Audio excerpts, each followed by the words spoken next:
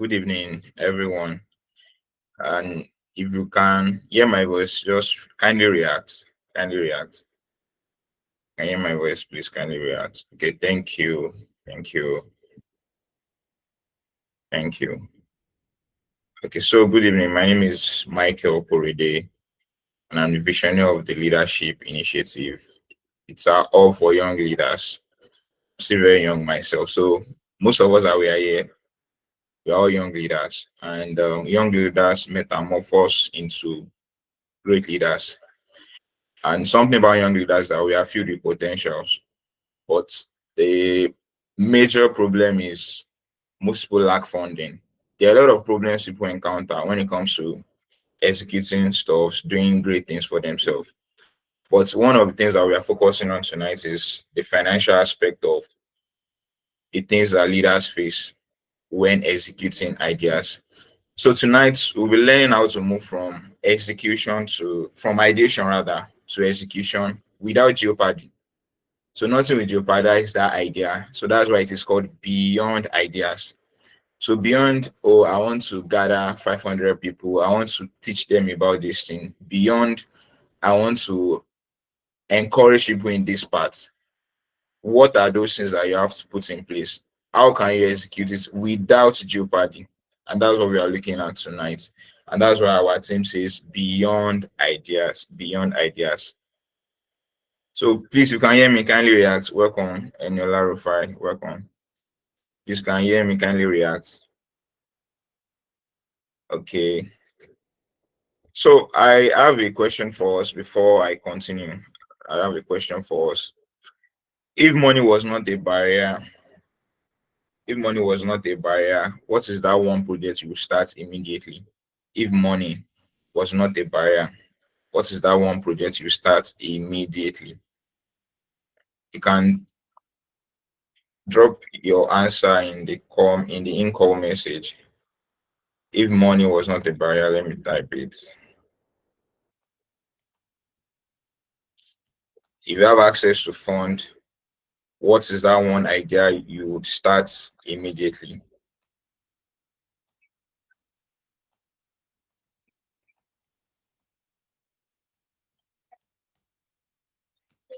I'm waiting for a response because that is one of the reasons why we are here. That okay, you have the ideas, but one of the problem is the financial part of it. For me, let me give my own response. If money was not a barrier, what's that one idea I would start immediately? Trust me, I if there's something I'm very big on is to see people grow. And one of those things is to gather people, speak to them. And I mean reaching a lot of people, not just 20s or 100, in thousands, in a physical place where people can come and get the best of the best speakers to have a chat with us, to tell us how to get better and to learn from them basically. Because one thing that this thing gives is you're able to learn from people that have been there before. Okay, Olukumi Aluko said farming and animal husbandry. Okay, thank you very much. If money was not a barrier, that's a good idea. As much as Nigeria is geared towards oil, blah blah blah like that, farming is one thing that we cannot do without. Farming is one thing that we cannot do without. So thank you. Anyone else before I continue? Okay, let me continue. I will take the comment. Thank you. So tonight we have three speakers, just as we have seen in the flyer, myself, Ipadiola Glory, and Joy Abiola. I've worked with them, you know, different teams, and we've been able to move from ideation to execution, honestly. I remember one of those times that a sponsor actually promised to cater for everything for us. I mean, I think he promised like 4 million naira for the event. And like few weeks to the event, or let me say a month to the event, the sponsor reached out and was like, sorry, I am no more interested. So you can imagine that kind of outbreak. But let me tell you, we were able to execute that project and it was very big. We had over 2,500 students in attendance. So Adil Elizabeth said, programs that challenge cultural barriers and amplify girls' voices through media storytelling, and policy advocacy. I mean, that's a strong one. But when you start breaking it down, that's when you know that, oh, actually, I need a lot of money to do this. But it's a strong one. Amplifying girls' voice through media, storytelling, and policy advocacy. Thank you very much. Adedara Deborah says, having an educational institution for ladies in particular, where our main goal is to educate them on purpose and identity and also empower them. Thank you very much, Adedara Deborah. That's just the truth. We all have ideas. We have that big dream. But once they ask you that, why have you not started? What is going on? It's the money. I can't get funds, this and that. So, but tonight we are moving beyond ideas. Tonight we are moving beyond ideas. So, before our speakers come up, I would like to just share some things with us before they come up, so that we'll be able to have an understanding of why we are here. Okay, additional Samuel says tech school. I mean, tech is a new oil money in Nigeria now. But I have that belief that it's not everybody that will do tech, but tech school is also a lot. We can go to rural environments just to let them see a better world. That okay, yes, they see a greater world out there beyond this kind of lifestyle. And tech is one of those ways that has helped people. Currently in Nigeria, a lot of people have dabbled into tech. A lot of people have dabbled into tech. I think myself, I do tech once in a while, but um I have one thing to share with us. Give me a minute. Okay. So before I share what I want to share, another thing is this is the last quarter of 2025, October, November, and December. That's the last quarter of this year. And one thing that is important is that don't wait till 2026 before you start putting some things in place. Why? Because of the trends and the way things are currently in the whole world, not just Nigeria, things are changing. So you have to be dynamic as young leaders. I spoke to someone I work with earlier this year, till like I think August. I chatted up, I just reached out opinion. I do that with people I work with. And I asked her that how is business, how is it going? And she's in America actually. And she was like, that currently America is going through some storms, blah blah blah. That business is not really going well. And I was like, oh, that's true. If you ask a young leader in Nigeria too, they also say the same thing, that there's something going on at the moment in Nigeria that is limiting me or stopping me from harnessing that potential in me, harnessing that potential. So in 2026, you have to like be strategic. That's one of those things that I'll be learning tonight. Be strategic. And you don't just have the loudest ideas, but ideas that are very strong and sustainable systems. So your ideas are not just loud. I mean, so many people want to build tech schools, but are they sustainable? Is your idea sustainable? If you ask yourself that. So tonight I'll be talking about integrity, how to monetize your value as a young leader, and upholding your integrity. That's what I'm talking about tonight. Before our speakers come up, I just want to talk about that. So give me a minute. I want to share my screen. Please, if you can hear me, kindly react or drop a comment. If you can hear me, kindly react. Okay, thank you. Let me share my screen.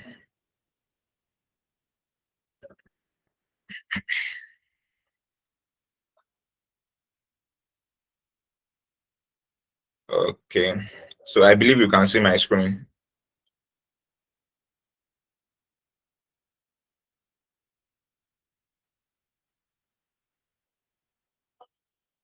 Okay. So can we see my screen? Okay, thank you very much. So this is what I have for us tonight. How to monetize your value with integrity. These are strategies for young leaders in funding and sustainability. And why are we talking about integrity? There are so many leaders that they've entrusted with stuffs, or let me say money financially now, and they screw things up because of greed or that self-centeredness, that okay, I just want this to myself, I want everything to myself. And it's one of the things that affects young leaders coming up, because of some people did it in the past and they they jeopardize the future of young leaders. So, but we can rewrite the story. That's one of the things that we are doing here tonight. We can rewrite the story to ensure that if you are being placed to be in a place where you are in charge of finance, or you have ideas, and there's this large commitment, okay, we want to trust you because of your idea. This is the amount we want to give to you. Or just like what we have dropped in the comment section, that okay, I want to do this, I want to do that. Businesses or sponsors or partners, they want to work with people they can trust. Aside from that, you have to value yourself that you can also monetize.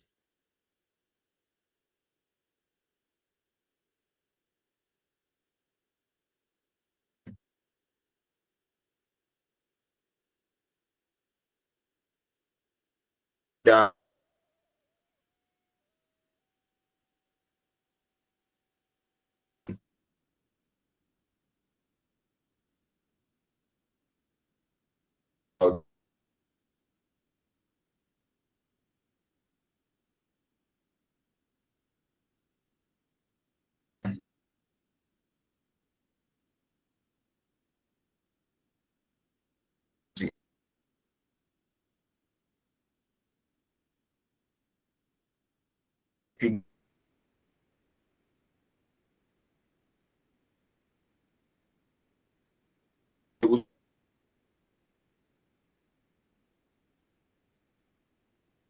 yeah,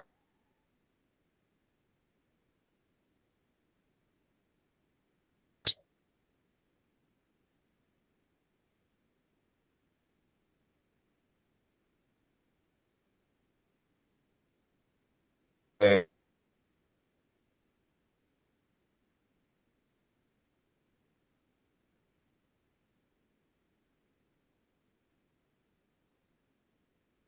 it's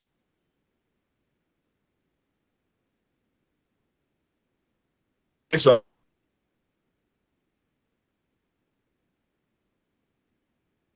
I say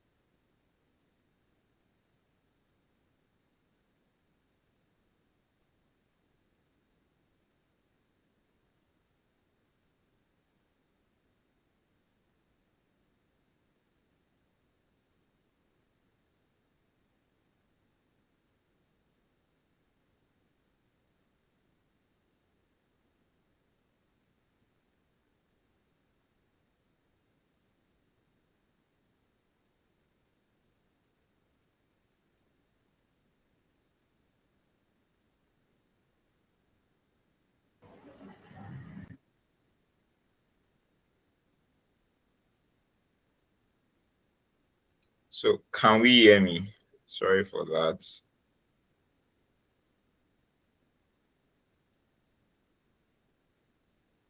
Can we hear me? Okay, thank you very much. So let me share my screen. Thank you.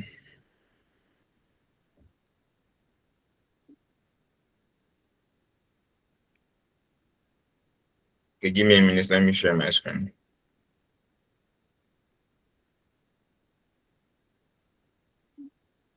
So to continue what I was saying earlier, I was talking about how integrity is one of those things that you must possess as an individual. Integrity is very, very important. Two,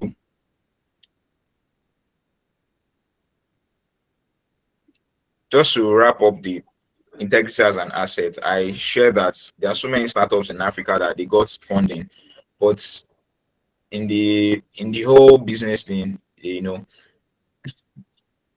squandered or they live frivolously. Let me use that word. Instead of doing what they pitch the whole idea for, that okay, we need this social amount for this idea, they go around, spending money, buying the latest car in town, just going around wasting the whole resources, and after that they'll go around seeking for other funding, and this has jeopardized young leaders coming up, just like what I said earlier, that we are changing the story. So integrity is one thing that you must commit to as an individual. Let people trust you, let them trust you. Now, one thing that you must also like look into is what your unique value proposition. Very, very important. What value do you possess as an individual? It's very essential for a sustainable success. Very, very essential. As we're in this meeting now, each and every one of us, we have a value that we possess. Very, very high value. But because we tend to see the world in another way, we feel like, oh, because I'm not, the way we see value is that you are always out there, you're always on the biggest platform. But the question is, have you even like found yourself? Are you able to know, okay, what value do I possess as an individual? What can I do to help others? I said something earlier when we started. I said, for someone like me, I I offer free services a lot, and I will explain why. I mean, I am ready to go to any length for you to ensure that you are the best person than collecting money from you. Then once everything is okay, then I'm cool. To the types of things I've done, to jobs I've done that I actually got paid, but I'm ready to offer that. So even if you are getting paid for your job, you still offer that value.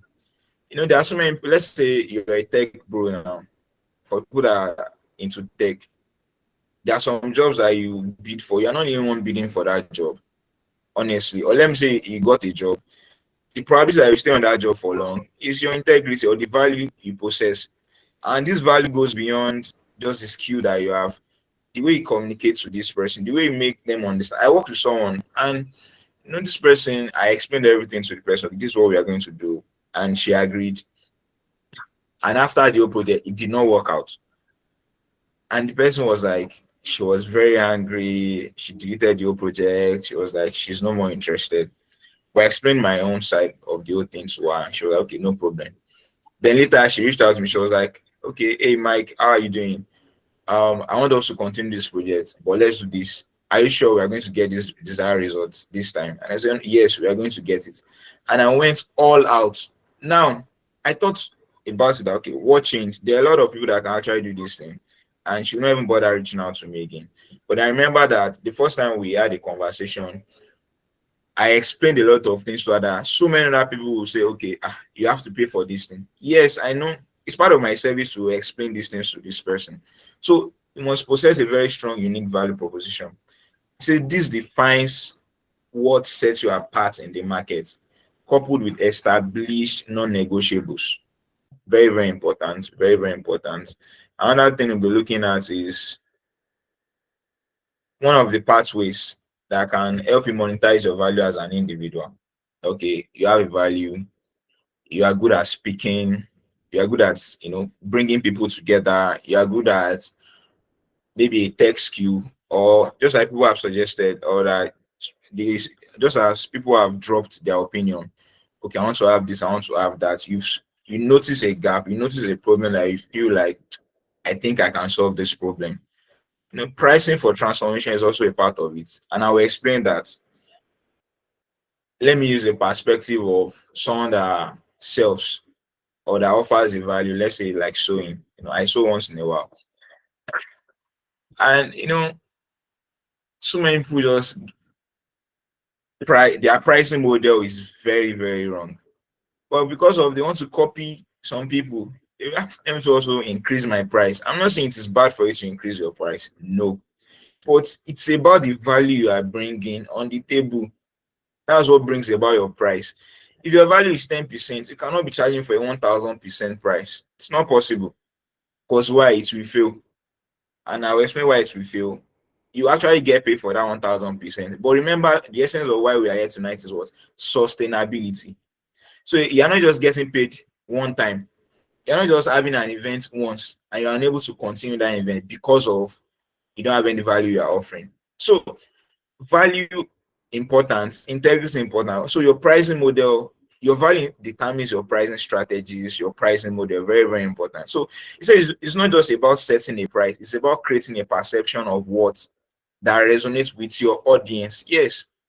So if you want someone to pay you $1,000 for a project or for an event, or to give your brand $1,000 for an event, what value are you creating? What are they going to get?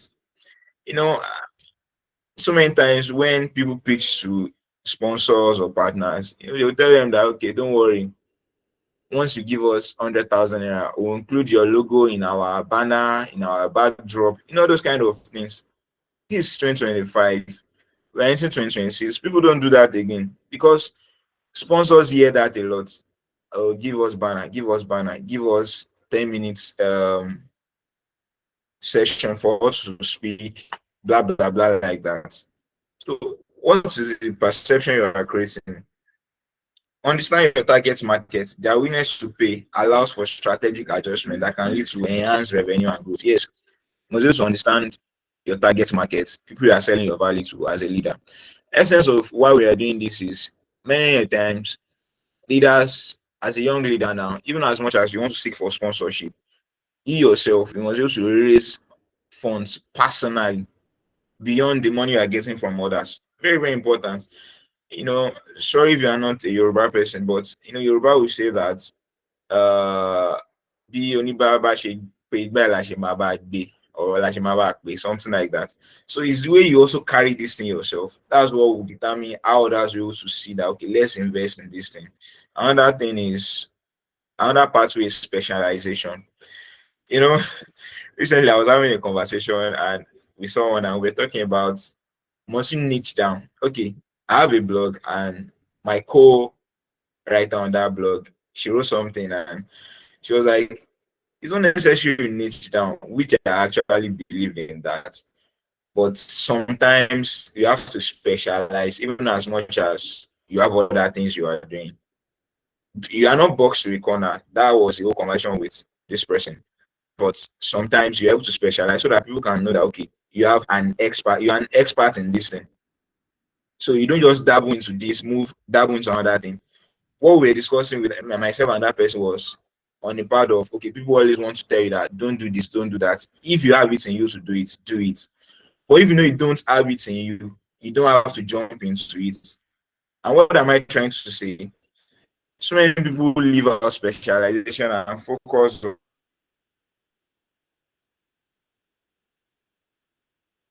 on because this is a trending thing now. Let me just also jump on it. No, you want to be a guy in public speaking. I mean, be good at it before you say what you even like. And something about value is that value begets value. Let me explain what I'm trying to say. If you are good at something and you are great at it, trust me, it will open your eyes to better things you can do with that value. Let's say you want to be good at public speaking and you are very good at it. It will lead into coaching. It will lead into mentoring. But remember, you started as a public speaker. You just want to climb the stage, mesmerize people. Let me use that word. Let them feel like, oh wow, this person speaks so well, eloquently, and he or she is able to articulate their words very, very well. But that same value will beget more value by you're able to coach people, you're able to mentor people, you're able to go to the biggest stage and do great stuff with public speaking. So you must have deep expertise.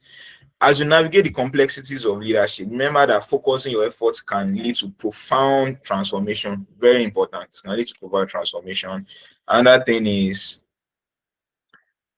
the third pathway is what? Referral engine. The third pathway of monetizing your value. And I will tell you that referral is the best thing to ever do in life or to ever get in life. Referral. What does referral means? I trust you. So I'm telling others to trust you also. So it's like a chat that you work with person A, person A spoke to person B and C, and person B reached out to you that, okay, I love what you are doing. Person A told me that you can do this thing. And person B was like, okay, yeah, that's cool, no problem, come on board. Person A spoke to person C, person B spoke to person Z. And before you know it, it's just a chain of referral. And you are getting a lot of referrals, and sometimes you are not stressing yourself because of what the value you are bringing on board. So you are building a robust referral engine, very very important, and it brings about client loyalty as a young leader. I want to wrap up so that our next speaker can come up.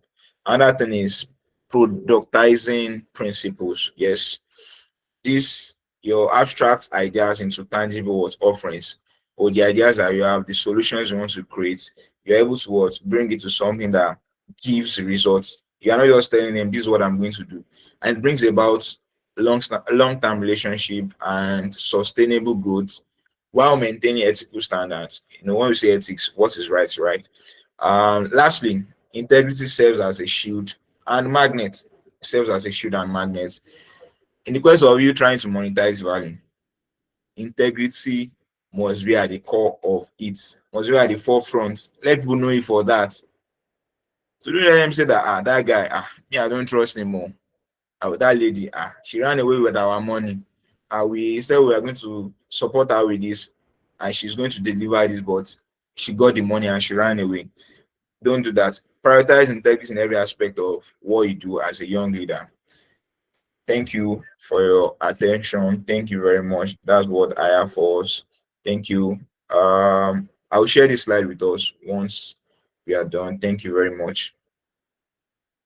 So if you have any question, you can kindly drop your question in the chat box. If you have any question, you can kindly do that.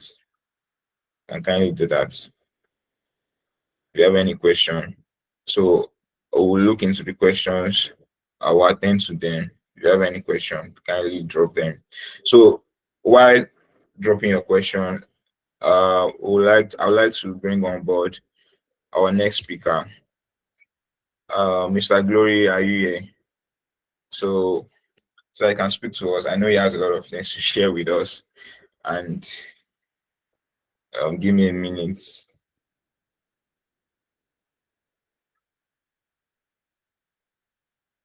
So if you have any question, please kindly drop your question.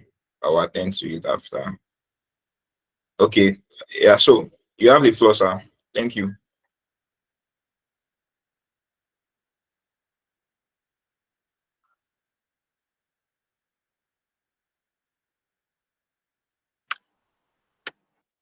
Good evening, everybody. Please, can you confirm you can hear me? Okay. Yes, Good sir. evening. Thank you very much. So, good evening, everybody. Um, thank you for coming. Thank you for this privilege. And I hope we would live here more than we, much more charged and much more informed than we came in here. So I would. So today, what I want to do is I want to speak. Basically, we are talking about beyond ideas. We are talking about how to go beyond ideas, how to do with things like sponsorship, funding, getting resources to fund your ideas, basically. Because at the end of the day, it's not always just about having an idea. Everybody has ideas. It's always about what becomes the outcome of the idea. And that is what separates all of us from each other. What separates you from me, or what separates one person from the other person, isn't necessarily the idea, but what they do with that idea. So I hope you would enjoy this session. So let me try to share my screen.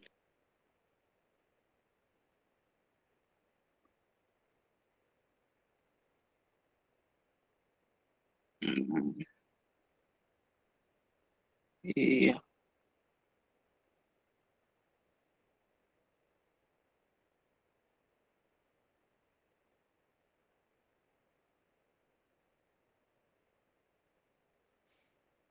Minutes.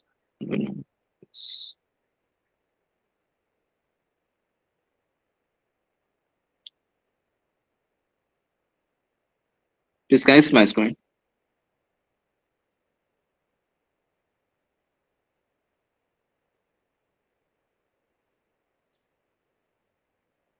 Please, can you see my screen? No. What of now?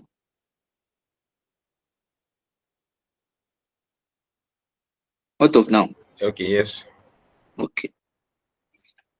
So, Yes, we can see your screen. thank you very much. So, yes, like I said, we are talking about beyond ideas. So, what I want to really talk about is yes, there's the part of funding, there's the part of money, there's part of resources. But what are the things that actually lead to those resources? What are the things that actually makes you able to attract the resources that you need? And basically, he's talking about going beyond ideas. You have people, let's say Mark Zuckerberg, let's say, like, you know the names now, let's say Steve Jobs, let's say Bill Gates. They are big people. But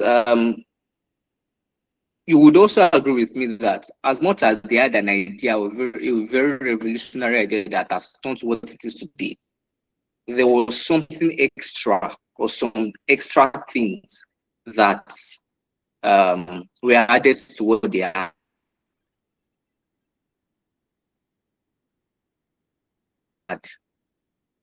And basically, that's what I'm trying to talk about today. So, three things. Number one, we're talking about the power of an idea. What actually powers an idea? If I was to ask anybody or even Google the word idea, one of the first things you see is a light bulb. But a light bulb by itself is not, unless it is powered by something, it is not useful to anybody. So I believe an idea is that light bulb without the power, and when it is actually executed, it's still the light bulb, but with light in it that can give light to everybody that is around. The second thing we'll talk about is the fundraiser. So as much as there is a need to get resources, the fundraiser is also a very important, like at the end of the day, funding is not just always about your project, it's not always about your vision, it's not always about your idea. It's more about the person. If I believe in you, if I trust in you, I'm more likely to give you funds or resources compared to someone even with a better idea, but I don't trust. So you get the idea. And the third thing we're talking about is how to actually get the resources. So let's go. Now, there's a quote that says ideas rule the world. Take a moment to think about that. Just take a very brief moment to think about it. Do ideas actually rule the world, or is just a motivational quote that ideas rule the world? Like it feels very powerful, it feels very, very nice. But just think about it for a second. Do ideas actually rule the world? So while you are still on that thought, let me share a story. A story about this particular guy.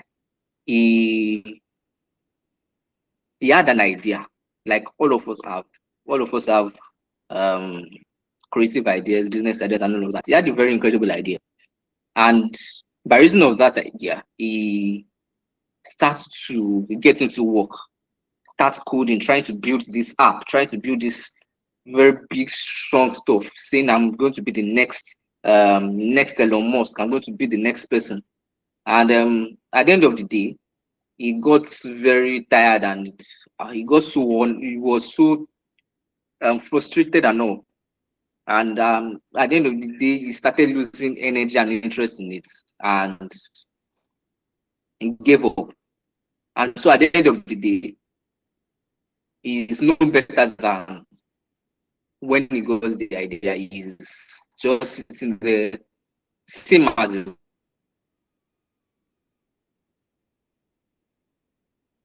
was, maybe even sadder than it was. And he's thinking, maybe I'm not so smart. But there's another person who got perhaps the same idea, but all he did was just like this mark says, is just do it like the Nike mark. He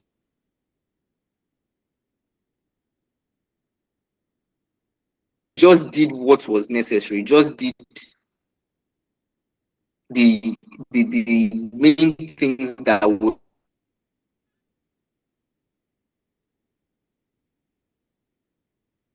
necessary for him to get the things he needed to do. It comes.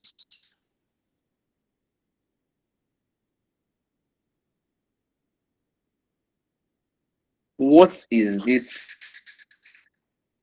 this mark, this sign? What are the things between having this idea and living the life of his dreams? He's retired at 40, he's sitting by the window, just looking out. He does not have to struggle, he does not have to do anything, and he's just enjoying life. But between year and year, what are the things that happen? Because most of the time, the stories we hear are people that got an idea and the end results. We can see the end results and we can see the beginning. Oh, they got an idea, and this is who they are today. $1 trillion company. Beautiful, nice. But we really ever know what goes in between. Matter, because at the end of the day, all of us get ideas, all of us have dreams, we have visions, we have a lot of things, burning passion. But somehow, just somehow, these things don't come to life. These things don't, many of them just stay dead. Many of them just would give a lot of energy, then after some time it just dies out. So what are the things that we need to do to actually get to that point? So now the question now becomes, where are you? So are you the light bulb without power? Or are you the light bulb that is shining and has light? You've gotten an idea, that is this the empty light bulb, which is most people. And just one person is probably even this has been able to power that idea, that the light bulb shines. We talk about the person that invented the light bulb, we tried so many times before the light bulb actually started working. But before it started working, it was just this empty bulb or this lifeless bulb. That was the idea. By the time the light came on, it was no longer an idea, it was now a reality. So why are you in the face of lights or no lights?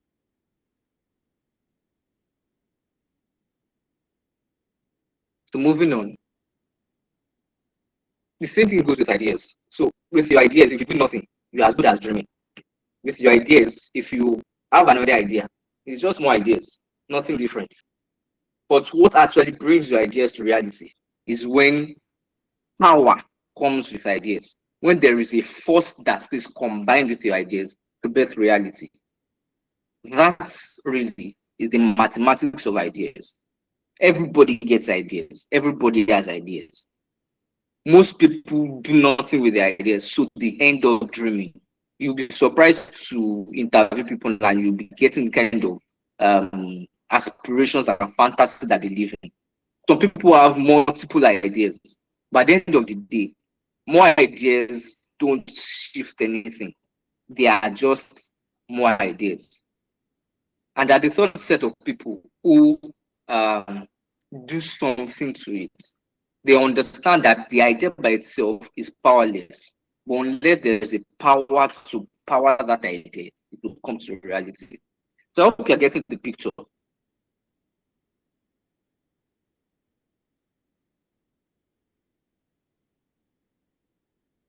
So next thing is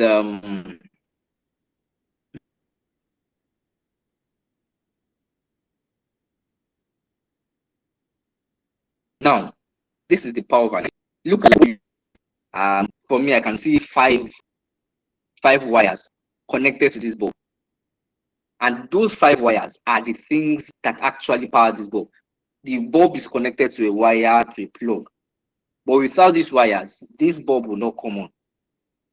And these are what I would call the 5 things that power an idea. Without these 5 things, you can never get the idea. So we have number 1, conviction. Number 2, persistence. Number 3, platforms. Number 4, reach. And number 5, resources. Those are the 5 wires that power an idea. And it's chronological. You start from conviction to persistence to platforms to reach, then to resources. So please, I hope you're following me. Can I get a feedback to know that you're with me?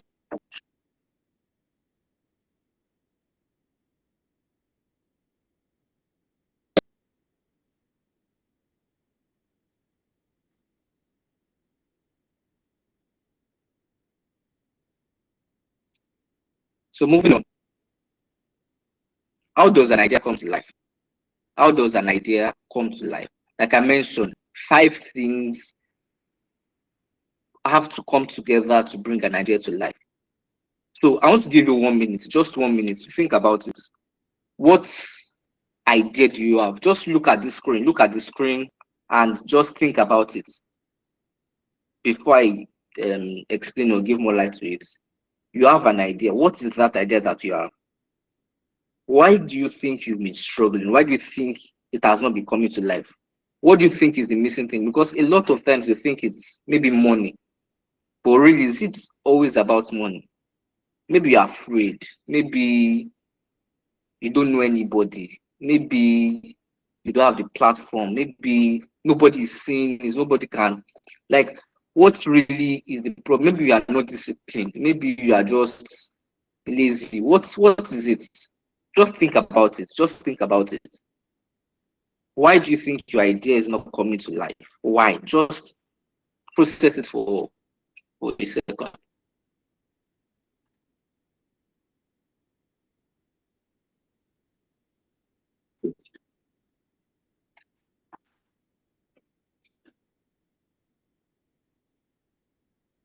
Yeah.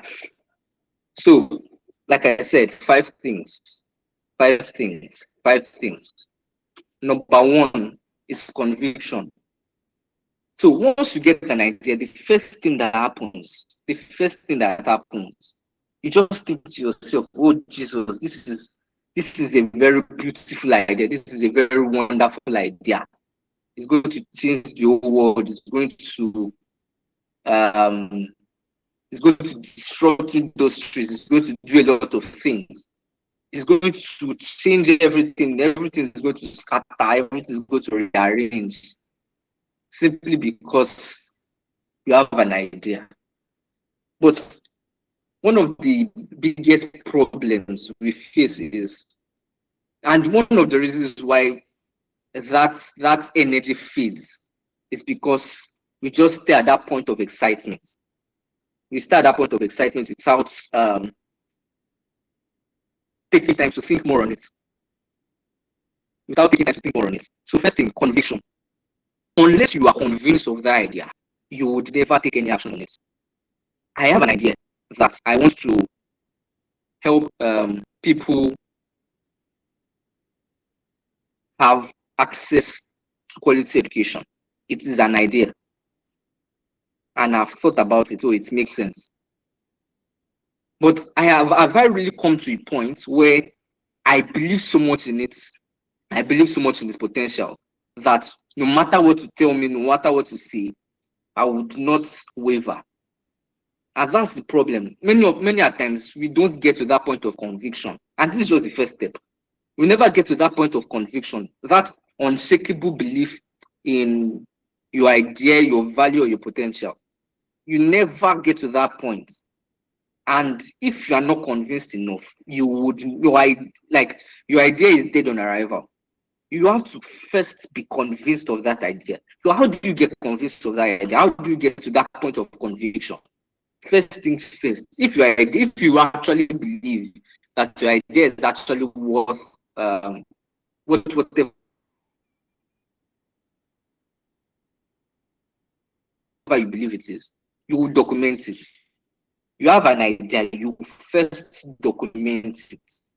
Documentation is the first step to conviction.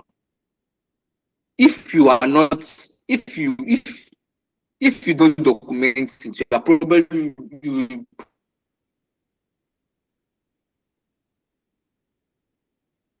were not serious about the idea in the first place. So documentation is the first thing. And just to share an experience, so recently I was thinking about an idea that I thought of, that I had some months back. And in my mind, I was playing it and it was looking so grand, so to say. And it was very beautiful and all. But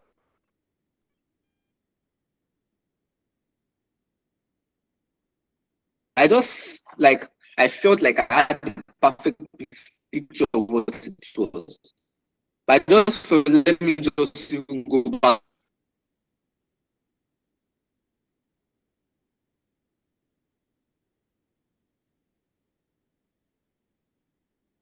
to where I wrote it the first time I got the idea. And lo and behold, the idea that I had in my mind was quite a drift from what it was. And it was even smaller compared to the idea I initially got. But because I documented the idea, I was able to go back to understand what the idea really was about. Conviction. So once you have, let's say, when you are convinced of something, it becomes very difficult for you to be afraid of anything.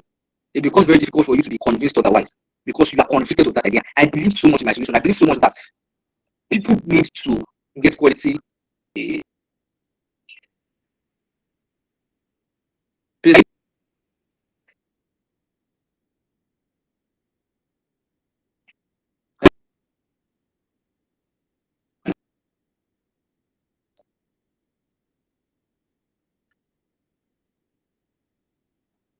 my network went off for a while. So, like I was saying, conviction. So the next step is persistence. Now I am convinced of this idea that I've gotten. So I want you to keep thinking about that idea that you have. I want you to keep throughout this process. I want you to keep thinking about that idea you have. That one idea, or maybe a myriad of ideas, but that one idea is what I'll prefer. Just think about it. First thing, are you convinced enough of the idea? Second thing, persistence. Now, once you are convinced enough, once you are convicted enough about your idea, persistence is the natural order of things. And if you are convicted and you take no action, you are not any different from the person that was just excited the time he got his idea. So persistence is conviction emotion. So your conviction actually pushes you to be persistent. I know and I believe in this idea. I believe in this vision so much. And so you would be persistent. So I remember an experience we had with the conference we were planning last year.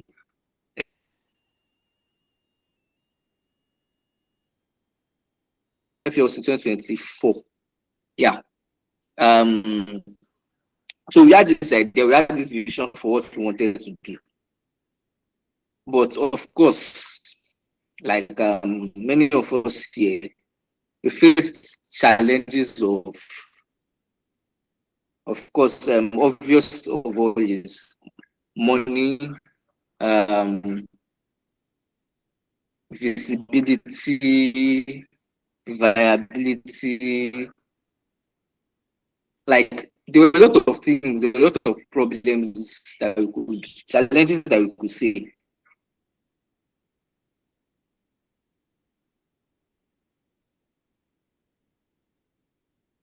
But for us, one of the things that stood out was our conviction. So we were so convinced of what we wanted to do. And as much as a lot of situations would say, why people think it should be, a lot of situations would be like, maybe you should just do this. But because of that conviction, we were pressed to continue. And that led to persistence.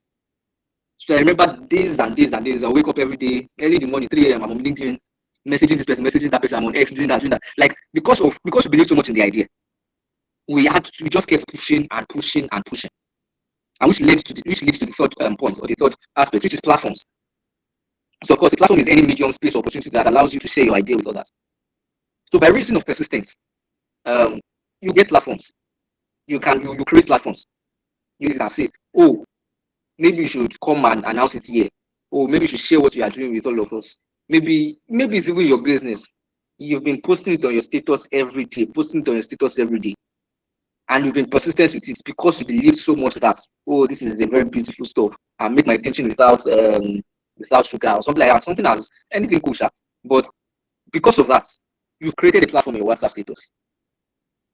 And by your persistence, you come to understand that it's not just about speaking and talking and disturbing. Your place, your message has to have a platform where it goes. So that's where we talk about things like social media. It's either you create or someone hands you on. Someone can promote your business for you, or you promote it on your platform. So like now, there are a lot of platforms that allow for it. You have your social media, your LinkedIn, your X, your Instagram, your WhatsApp. There's any platform, you have social media. You have flyers.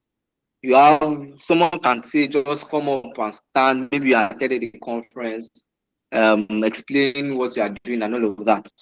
You have a platform, and that's number 3. Number 4 is reach.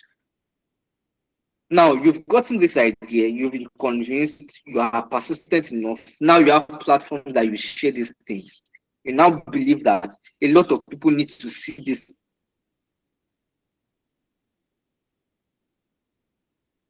It's not just about you seeing it. The more people see, the more I am able to scale this idea, and that is reach. So having a platform is not enough. You need a lot of people to see it. You need a lot of people to do it, because it's like there's this thing they say in marketing that if you target 1,000 people, you get 110 people from it. So the more people you reach, it increases your chances of getting customers. If I reach 20,000 people, I get 2,000 people as customers. So that's the analogy. So you want to get your reach.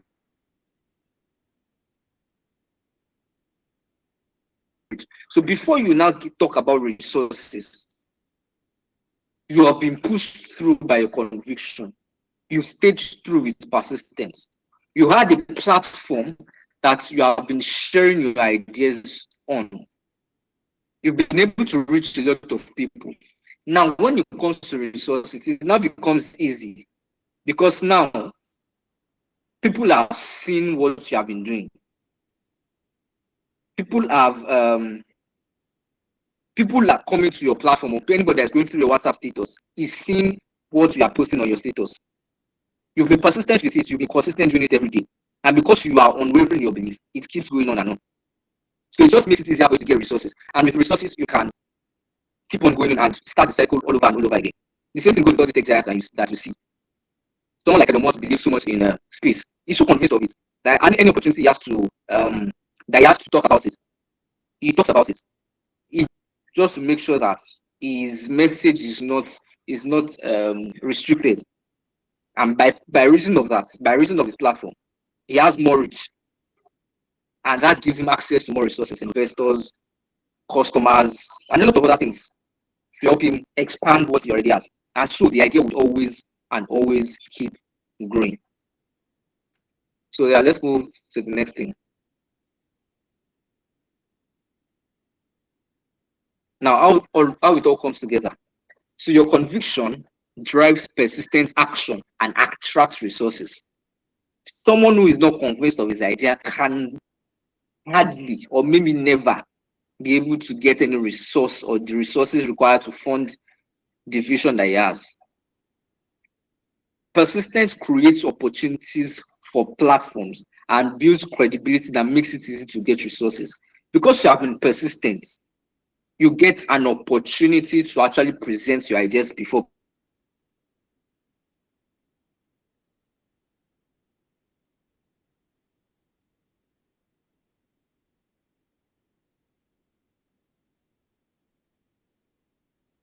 people. And because you have, there is already a kind of social sponsor that you are serious. You don't just go and tell someone in that gym. If go to have use your social media to talk about this idea, share this idea, share your thoughts, share a story, do whatever you can, but make sure you are on platforms. If it means doing asking for maybe 5 minutes, let me share. If it means going to your class, standing in front of your class and sharing an idea, if it means going to a conference and speaking to people about your idea, just make sure you have a platform where you can share things. It shows you are serious. It shows how convinced you are. It shows that this thing matters to you, that you are trying to reach as many people as possible. And the next one, reach. Reach generates the visibility needed to attract resources and additional platforms. So you get more platforms when you have more reach. You can speak at one place. You tell people about, oh, this is my idea. This is what I want. A lot of people see it, and it attracts the resources. It attracts the people. A lot of people can now say, oh, I believe in this, and they would want to invest. And number 5, resources provide the means to expand platforms, increase reach, and sustain persistent efforts. So you don't have to be hungry doing it anymore because you have resources. Your resources will give you your food to help you, like, you now have energy. You have the power to do it. Because at the end of the day, your passion is not enough. Your idea is not enough. At the first goal, it might be a lot. I have this beautiful idea. I'm doing as much as possible, trying to hustle every platform I can get, trying to reach as many people as I can get, trying to do advertisements where I can, trying to get the resources I need. But once you're able to now get a little resources, it makes it easier going on and on and on. Your conviction now becomes clearer. It becomes a validation of your conviction. You have food, you have resources to fuel, to encourage you to keep going. You can buy more platforms or present your idea before more platforms. You can reach more people and you get more resources again until your idea becomes the greatest thing that you've ever thought of. So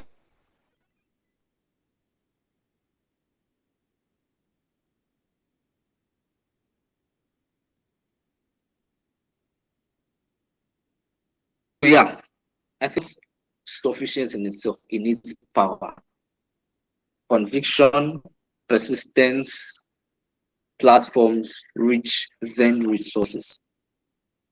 Then resources. Now, basically, now let's talk about the fundraiser.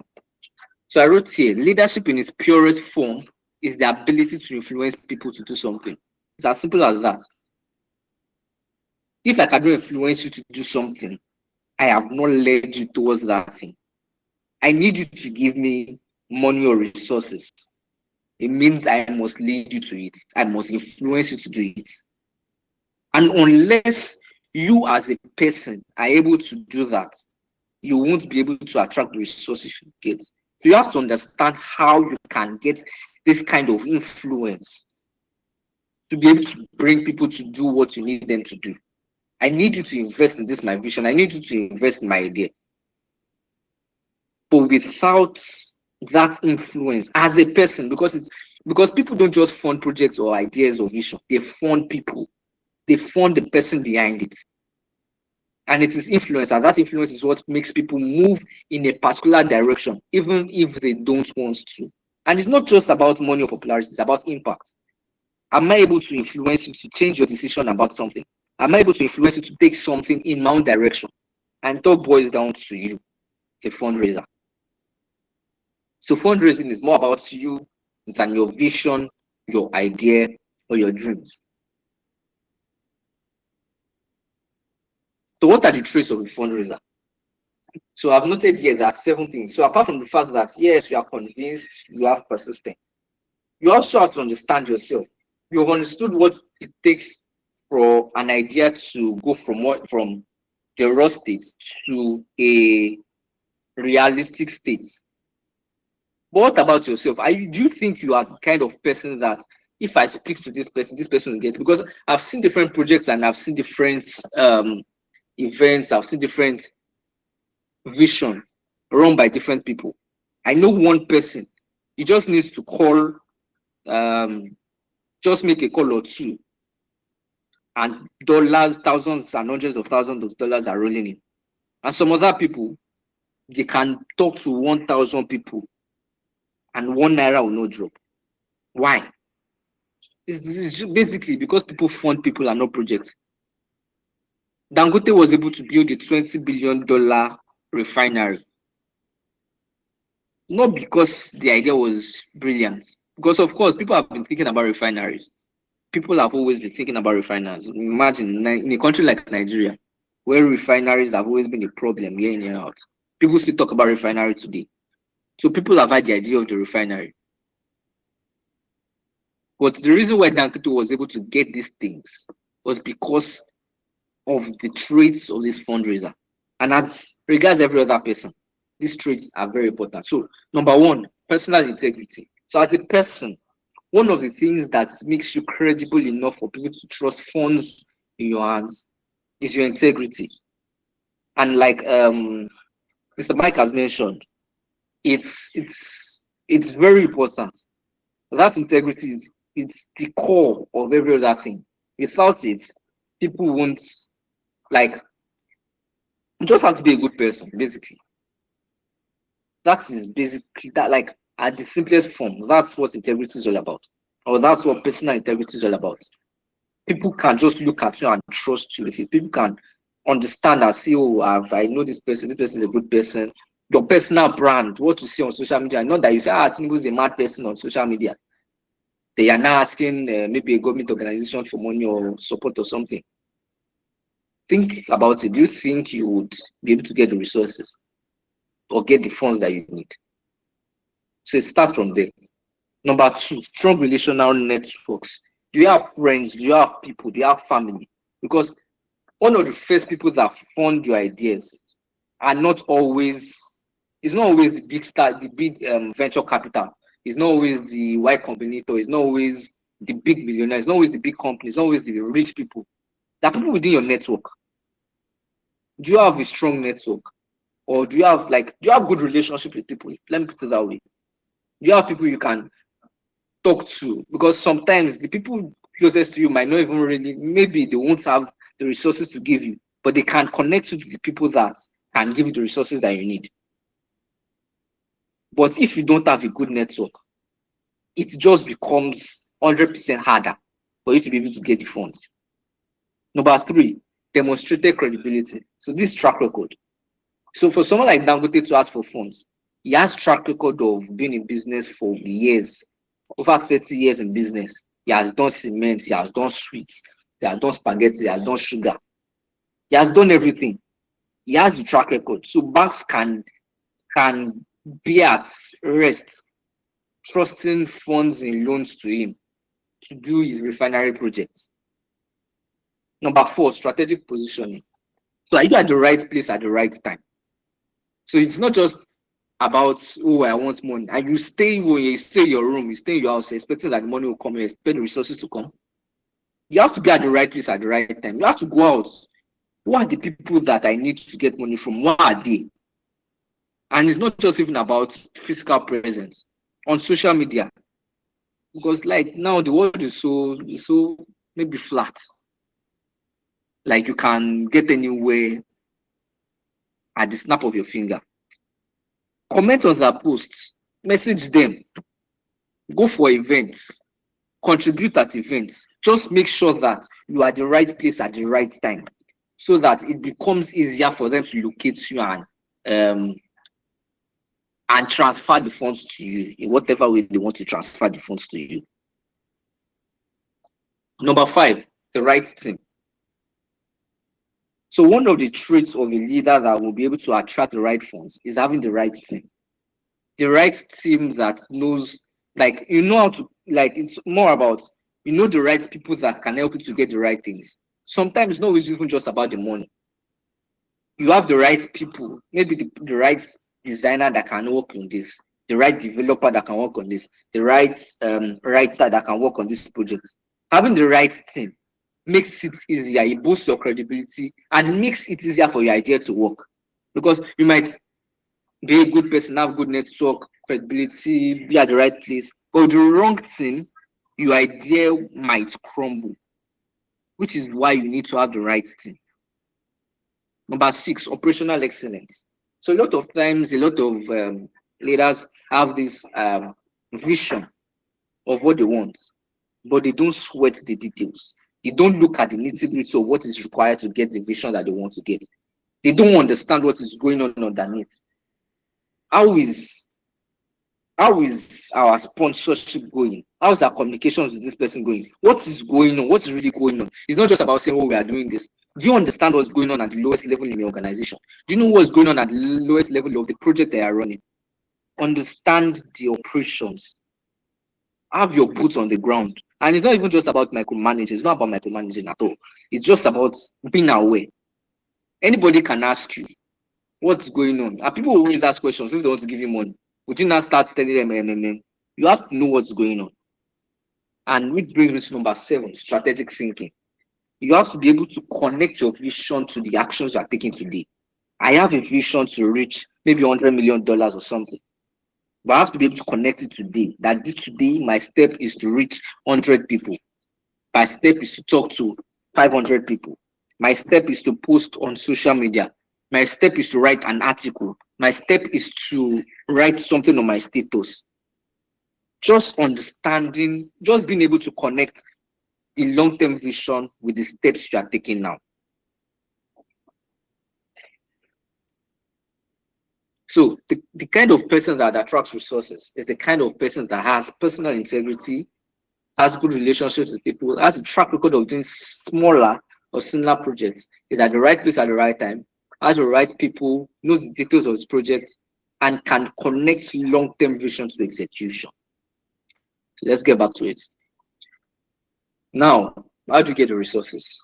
How do you go from this, begging for the money, to this, having a lot of money in your hands that is even flying and falling down on the ground? How do you go from I don't have the money to I'm begging for money, I beg now, give us money now. We have this beautiful vision now. I beg now. You are just begging and begging, and they are doing you anyhow. To actually have the resources in your hands, to actually having the money in your hand, enough to spare. You are not hungry, you are not tired, you have it. How do you go from that? How do you go from where you are, or the case of begging and frustration, to actually having the resources that you need to get what you need? It's all about strategy. So if you've talked about the things that make an idea come to life, say it starts from your conviction, your conviction, your persistence, and all of that. You understand the anatomy of an idea. You understand what powers an idea. You understand that as a person, you have to be a good fundraiser. So those are very essential things. You know, your idea is not just going to come to life. Things have to come in place, or things have to align for your idea to actually become a reality. You understand that you have to build a reputation that allows you to command the funds that you require. Someone can say, I need $100,000 and you get $500,000 simply because he has been able to create the stuff and all of that. Then so basically I think I'll be ending like 1-2 minutes. So we have so it's all about strategy. So when it comes to asking for funds or requesting for funds or trying to get funds, there are 3 sets of people: the likers, the visionaries, and the businessmen. The likers are basically your family and friends. The people that will give your first seed, your first capital, your first resources, your first funding for whatever projects or events that you need. A lot of times, these people can go the extra mile. But because they like you, they would just do it. It's not really because of your idea. Maybe your idea is good, maybe your idea is bad. They will just do it. But maybe there are not even so many people that like you, like you. There are not so many. Just your family and friends. Then we have the visionaries. These are people that actually believe in your vision. They actually understand the vision and they are attracted to it. And they sponsor or they fund it because they believe in it. But these people too are not men. They are not men. No, how many people think ideologically? Most people are always about what they can get. And so the last part, businessmen. So businessmen, everybody's asking, what's in it for me? You've presented an idea. How can I benefit from this idea? What can I get from this idea? And so when you're about sending your proposal, when you're trying to get money, you have to think about these things. The people that like you, the things that matter to them is that you are a good person to them, that you are the right person, you are a person of integrity. Visionaries want to know that you are credible enough and you are convinced enough for what you want to do, that you have the track record. Businessmen need to understand that you understand what you are doing. You sweat the details and you have everything that you are doing. So you just have to know how you communicate to each of these three sets of people, because everybody is not the same.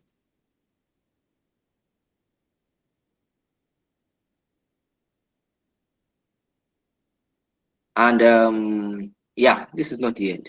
So we'll take questions and all of that. So thank you very much.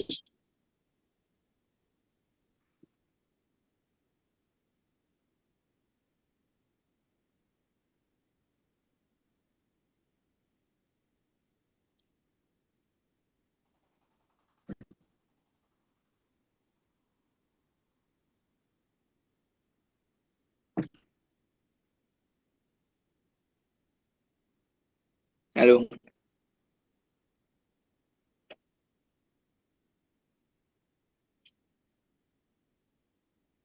Please, can you hear me?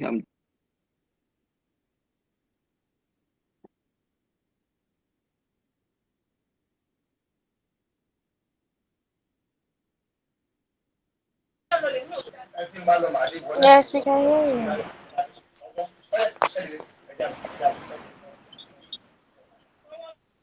All right. So I wanted to ask if anybody has questions. Thank you so much for that powerful message. Thank you so much. I think it's time for us to take questions. If you have any questions, you can please type it out in the chat box for our second speaker, Mr. Glory. He did a wonderful job. Talked about the 5 power of ideas, how to bring your ideas to life. So if you have any questions for him, you can please drop your questions in the chat box at the moment. I think I have some questions already here. I'm going to drop them right now, sir, for you so that you can please help us answer it. Thank you.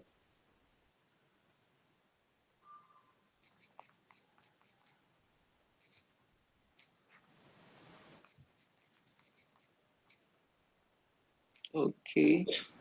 So those are two questions, right? Yes, for now.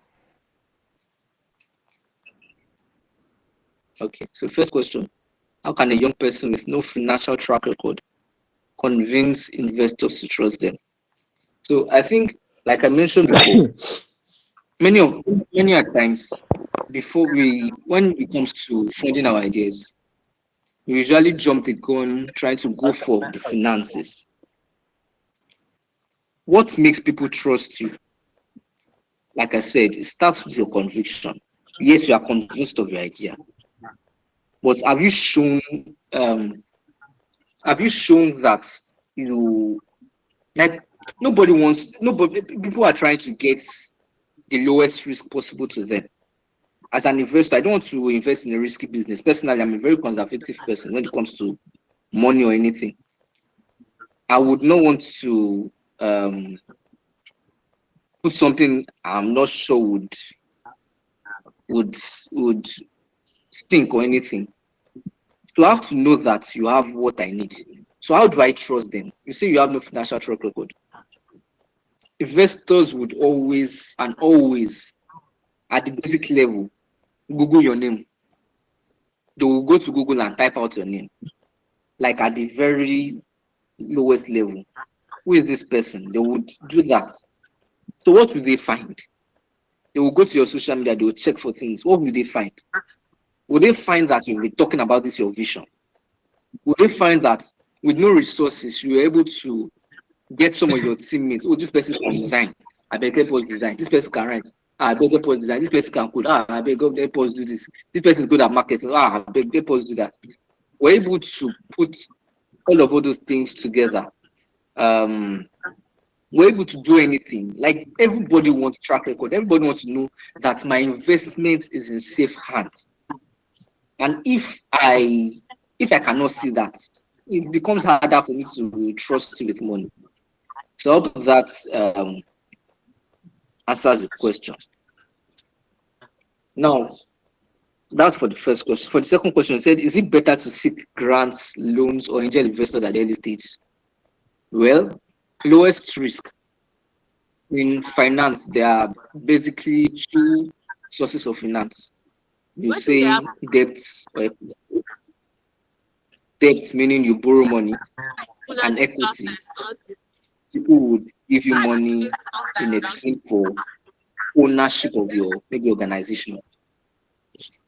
So at the early stage, depending on the type of organization you are running, before, like, yes, grants, loans, angel investors are all they're all big stuff. But I would advise that you explore your immediate options, your family and friends. You exploit the people that like you, the people that believe in you. Exploit that option first. They validate whatever idea that we are. Sometimes we might be so convinced about an idea, but we're not going about it the right way. So before you start burning a lot of money that you might not be able to get back, why not try to validate it with smaller resources? Then if you've done that, the next thing is to get some kind of so there are two things, either a loan or a grant. Angel investors can come at any stage, but either a loan or a grant. A loan in the sense that it gives you, it makes sure that your head is correct.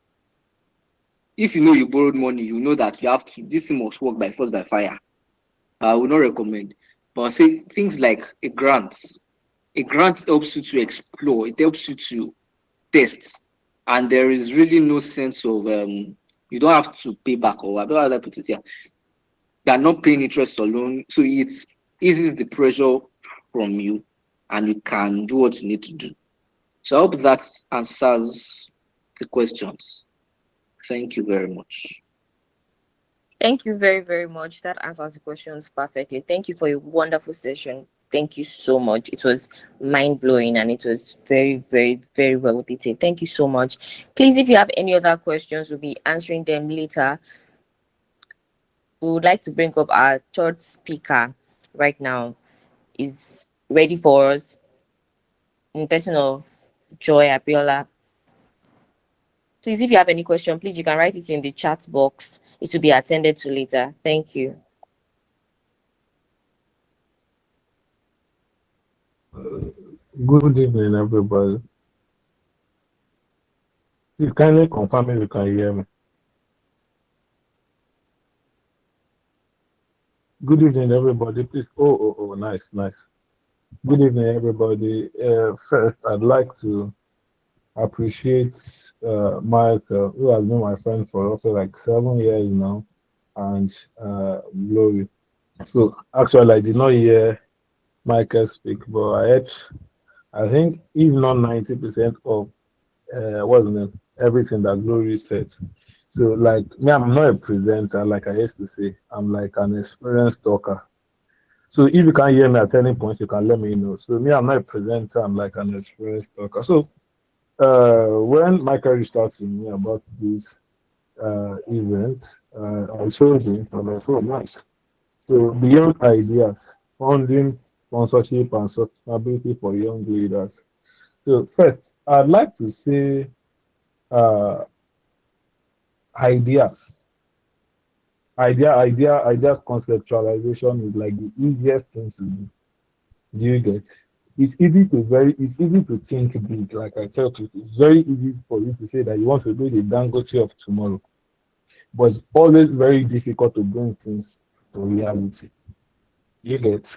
If I ask everybody here now, everybody wants to be Dangote, wants to be Femi Otedola, wants to be Warren Buffett, wants to be a lot of people.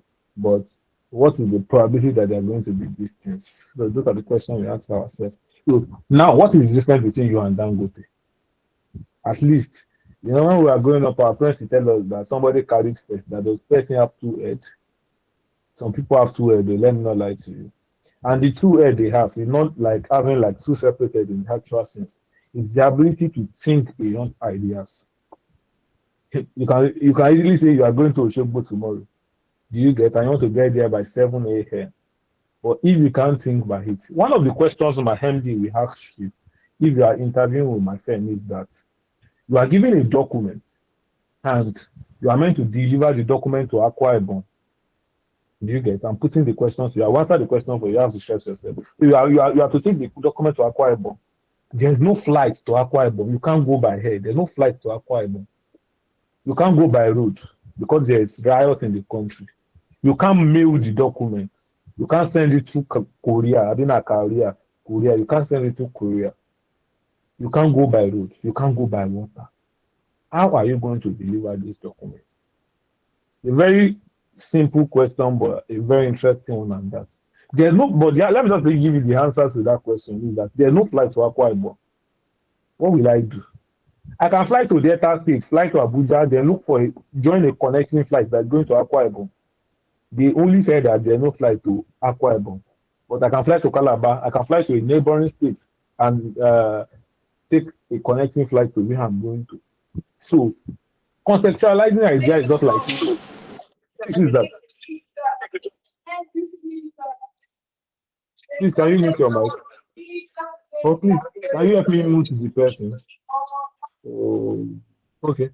So conceptualizing idea is not like I should tell people like 3%. So let me now speak from experience. When I wanted to do financial independence summit in Ife, so I had the idea that let me do something differently. But let me tell you, one of the limitations people have towards growth is resources available at their disposal. And that is the most difficult thing to get. However, if some people even get the resources, they can eventually mismanage it. So, what's the name? Glory said a lot. I was like, wow, interesting. I've known Glory to be a very brilliant guy, same as Michael from time immemorial, but I was like, wow. So, you can even have resources and even misuse them. Nobody is saying that. Do you get?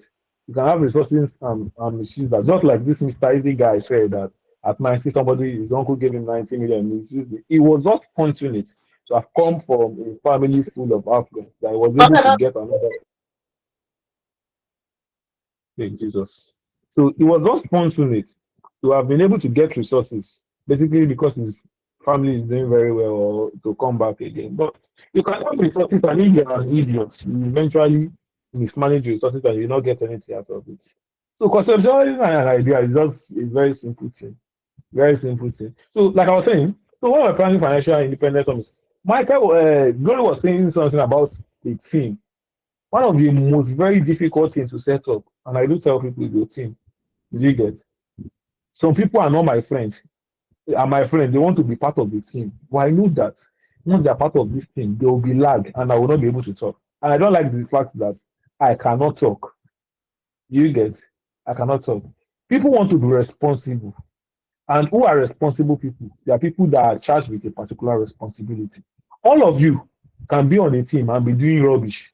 That's because if there is no shared responsibility and there is no check and balance, because that's what will give you the growth. So we need to write proposal, we need to like form welfare committee, we need to do a couple of stuff and also like now, Michael and Glory can write. They've been my guys since time memorial, like I said. Okay, you guys will write. Then we have a review team. Then we have a couple of stuff. Then okay, Michael, I can see that message now. I saw a message another time. So that was it.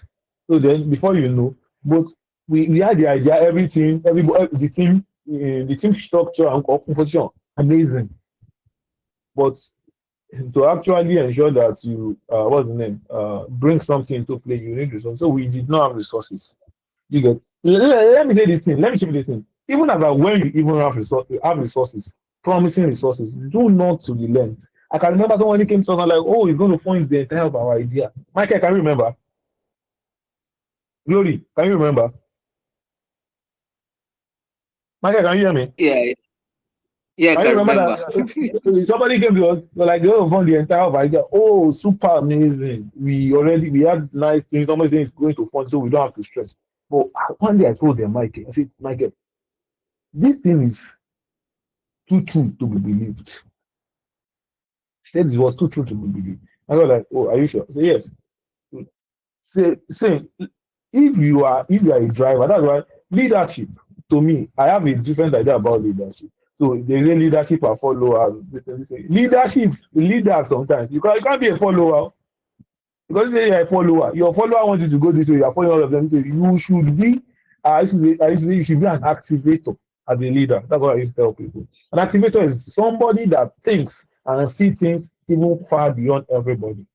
Yes, your follower might be thinking in that direction, but you should have the ability to see things differently. Do you get? And as I that my brain was saying something about influence. After seeing something differently, you have to have the influence and the what's the name and the tenacity to ensure that you make other people see what you are saying. You get? Sometimes you want to walk on the water. A lot of people believe that as a human, you can't walk on the water. You have to tell them that Jesus has done it before now. That how about if you put something like a foam on the water? You can only at least I went to the beach. There are something on top of water bodies that you just be dragging that in. They are not in their lives. People are paying on this. You are literally walking on water. So it's your ability to see far beyond every other person that makes you a leader, an activator. You have to learn how to activate people that are around you. You get even when you have resources. Resources is not only financial resources again. You need human resources, and human resources are what will even drive the financial resources. If you don't have good human resources, your financial resources will just get waste off. That's what it. Just be doing things and they will not be working well. And your ideas will just look as if the ideas they will just die. That's why you see people they say one of the prayer I pray every day is that God, I don't want to die with my purpose. And that's because the people that are around you too are determinant of whether what you have envisioned, what you have conceptualized now, whether it's going to come into play, right? So that's why you have to be very careful about people around you, and that's what that's what we're talking about the thing. So eventually, I tell people I say that even when things look bright, never stop working, right? When things are looking like when you're investing, this is going to fly. Sometimes if I'm doing analysis on presentation, I'm going to see, 2 plus 2 equals 4, 4 plus 2 equals 8. If we join that 8 plus 8, it's going to give us 20. You get everything's going to work well. It's very easy to see. Very, very easy to see. Have you seen somebody that drove a car with a mouse before? Say, okay, when you put the start the car, you put leg on the brake, you put it in drive, you now be driving. He's not going to tell you about how difficult it can be to just start a car just say you are driving. You get it takes a process. It takes a process. You have to learn for you to be able to like move a car. If not, you just go and kill yourself, probably in an accident or something. So one of the things is that you need good human resources and financial resources. People used to say financial resources is the most difficult thing. But me, I believe that is human resources. However, financial resources, after getting your ideas together, is very, very important. And like Gloria was telling something about LinkedIn, all those things. I used to tell people that have ideas now. I say that you have to be a noise maker. You get a lot of people believe that when you talk, say things that you are capable of doing. I can do this, I'm planning this, and I want you to go this way. You have to be an active noise maker. Everyone cannot like you, right? So, but if you are not a noise maker, nothing is going to. So how did I? So the person that promised us a sponsorship, we drew like I think 2 weeks before the end of. So I was in shambles. I won't lie. I wasn't sleeping again. I lost my sleep. So one day I went to VC's office. I wanted to like submit proposal. Want to know whether anything can be done to like help me. I guess I went with my team members. I don't know whether Glory or I'm sure Michael is there. I can't see the picture again. That's how one of my team members saw somebody. Like I know this person. Where do you know this person? This from LinkedIn. He said, show me the LinkedIn. He shows me. I'm the leader of the team. I went to approach the person. Wow, this person is from Canada. I approached the team, the person. So I told him a little bit about myself. That's why I tell people that when you are testing people, test them with with reason. Some people test you, how are you? You are not my friend. Why are you telling me how are you? You'll be testing potential sponsor with how are you, sir? Hello, sir.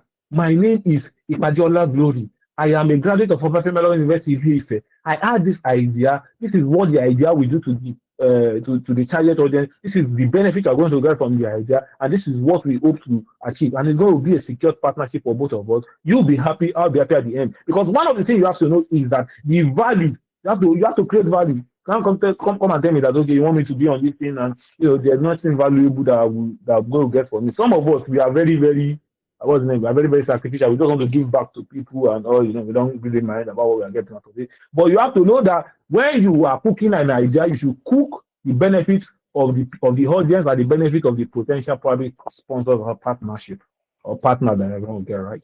So it will be very easier. And when you are testing people again, I used to tell people, test people with what? With purpose. Test people with purpose. So I met a woman like blah blah blah. We discussed. We jumped on call that night. She gave us 350K eventually. I brought her to the event. We grew our network. Eventually, this woman took us to Ibadan for Michael. Is it for lunch? A whole day I was in Ibadan with my team member. Something that we never envisioned. But because we were able to drive our idea, make us see reason why we should do this thing, and the benefits you're going to get from it, the benefits the populace, the student populace is going to get from it. And after my show, like, wow, super amazing. We even enjoyed benefits than what we thought. We were in Ibadan shopping life for a whole day, sponsored, a fully sponsored trip to the glory of God. You get? So when I tell people, I say that it is beyond having an idea. The ability to transform your ideas into reality is what makes you a leader. Do you get the ability to transform what what is in your head? The ability to transform them into reality is what makes you a leader. Do you get? And one of the things people call a leader is somebody that is successful at doing it. Even though you are leading a lot of people, if you are not successful at leading them, you are not a leader. You are a failure. That's it. I say that. I used to tell people. I say that you do not have any reason. You do not have any reason. If you tell me, these people they say I failed because there was not enough, there was not this thing, this thing. That you have reason for failure doesn't mean that you are not a failure. You are still a failure. Do you get? So that's why I tell people, I say that beyond every idea too, beyond transforming, I believe in one power, and that's the power of prayers. The power of prayer. Is it prayer or prayers? I don't know. So I mean several prayers should be prayers, right? So I believe in the power of prayer. And that's because I don't know whether anybody is a believer here. There's one thing prayer will do for you. You get the Holy Spirit this time around will help you see things beyond where you are seeing them. You get so I was already okay. I was like, oh, I wanted to bring somebody, blah blah blah. It wasn't working out. I just went to somewhere, I prayed about it. I went to eat. Then I was just eating. So I just mentioned it to somebody that, oh, this thing, this person, I don't know what can be done, blah blah blah. The person was like, oh, are you serious? I said, yeah. So I know this person, and they called the person, and the person agreed to everything that we were saying and what, and the person agreed to like fund, come around and call. So that's the power of prayer. I did not do that thing by side. The person already told me that he wasn't coming, this thing, this thing.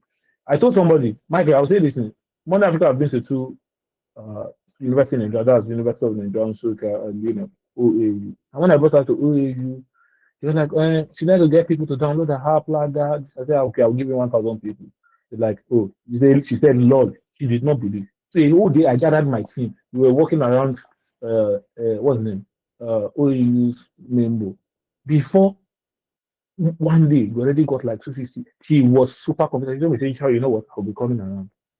So one of the things is that not everybody you are talking to that you are going to get a positive response from. I mean, in terms of resources, now you're not going to get a positive response from everybody.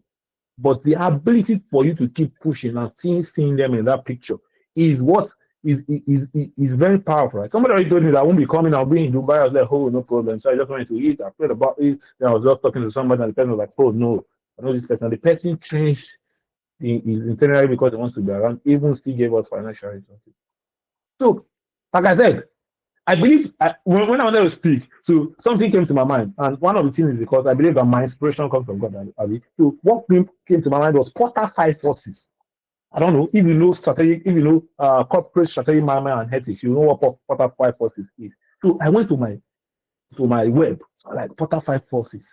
Here you get one of the things of Porter 546 is competitive. The way you are looking for funds, even whether for events or whether for what's the name, whether for events or whether for your project or anything, you are not the only one looking for funds. There are a lot of people out there that even have better stories than you. So your ideas have to be very competitive for people to believe that, oh, this is super amazing than what I've read before, because I'm not hearing from only you alone. So that's the power of strategy. That's why I tell you that you need people around you, people to help you.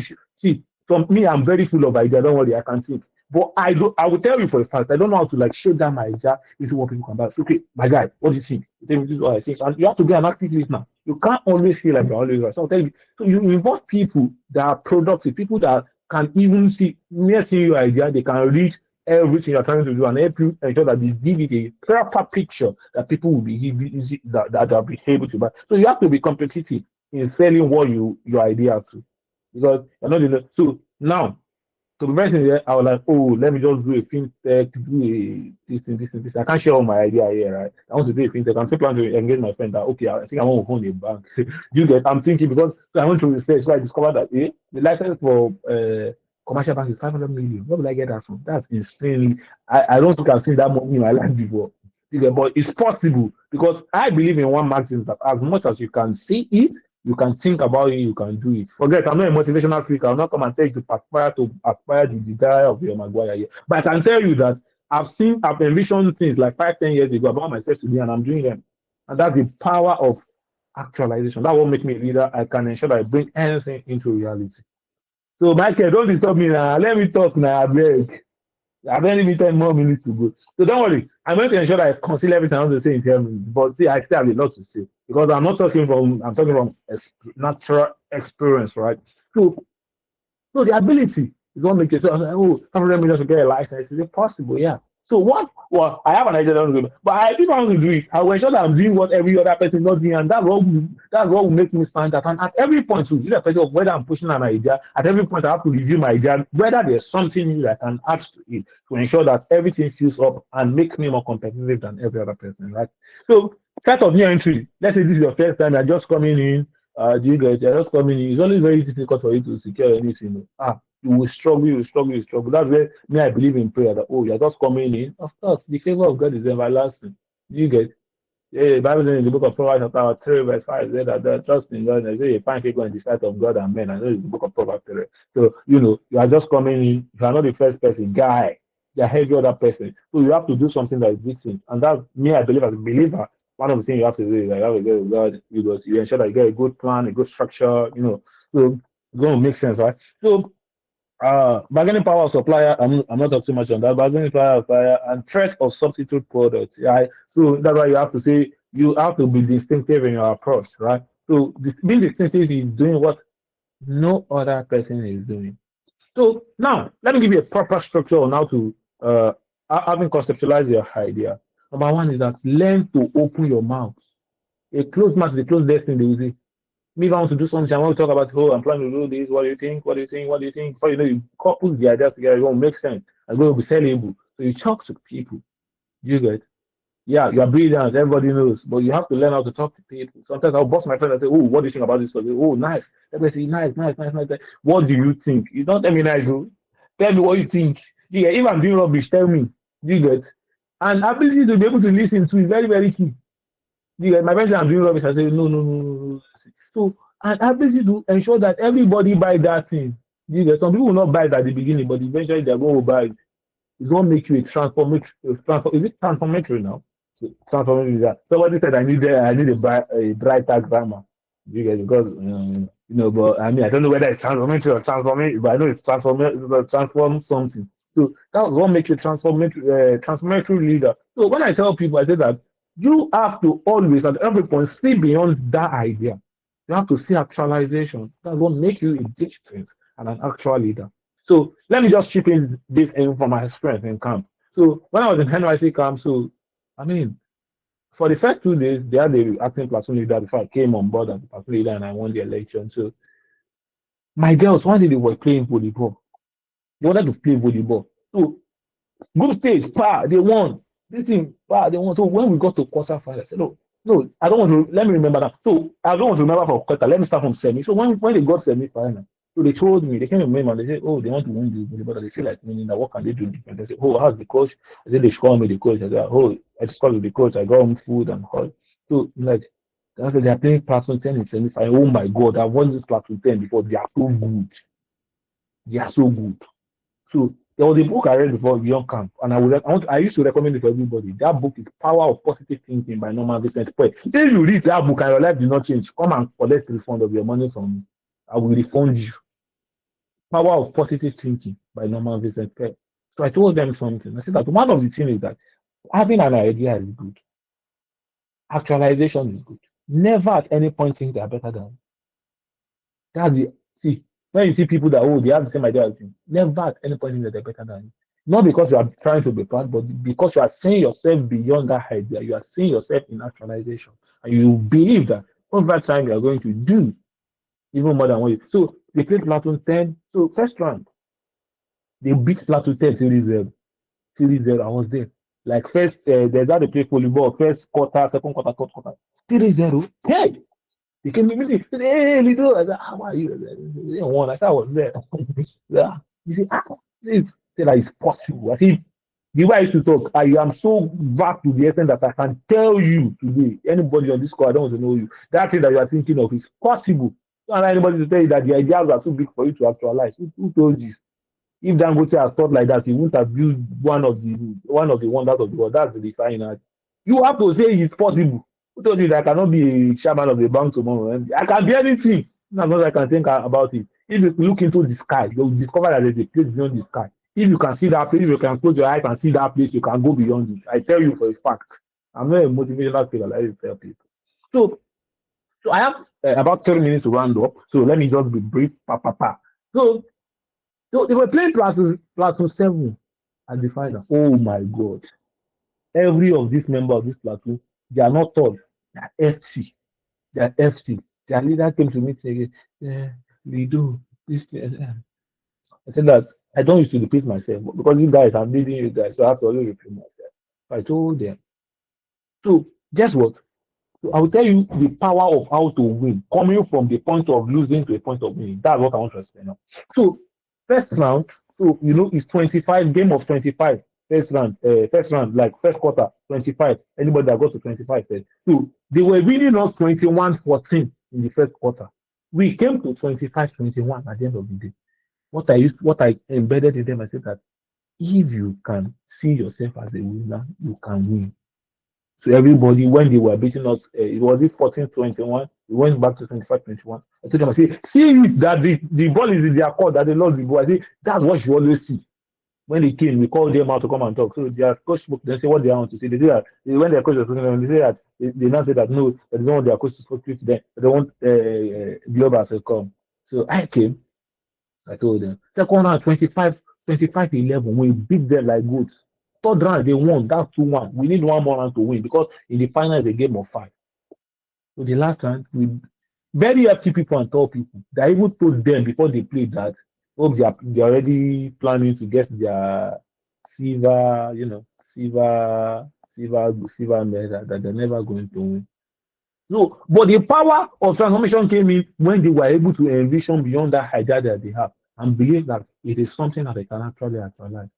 Let me pray for everybody today that your idea that is in one place that you are saying that this is my idea, this is my idea. At the end of the day, the Lord is going to help you to ensure that your vision will never die, that going to come to actualization in Jesus' name.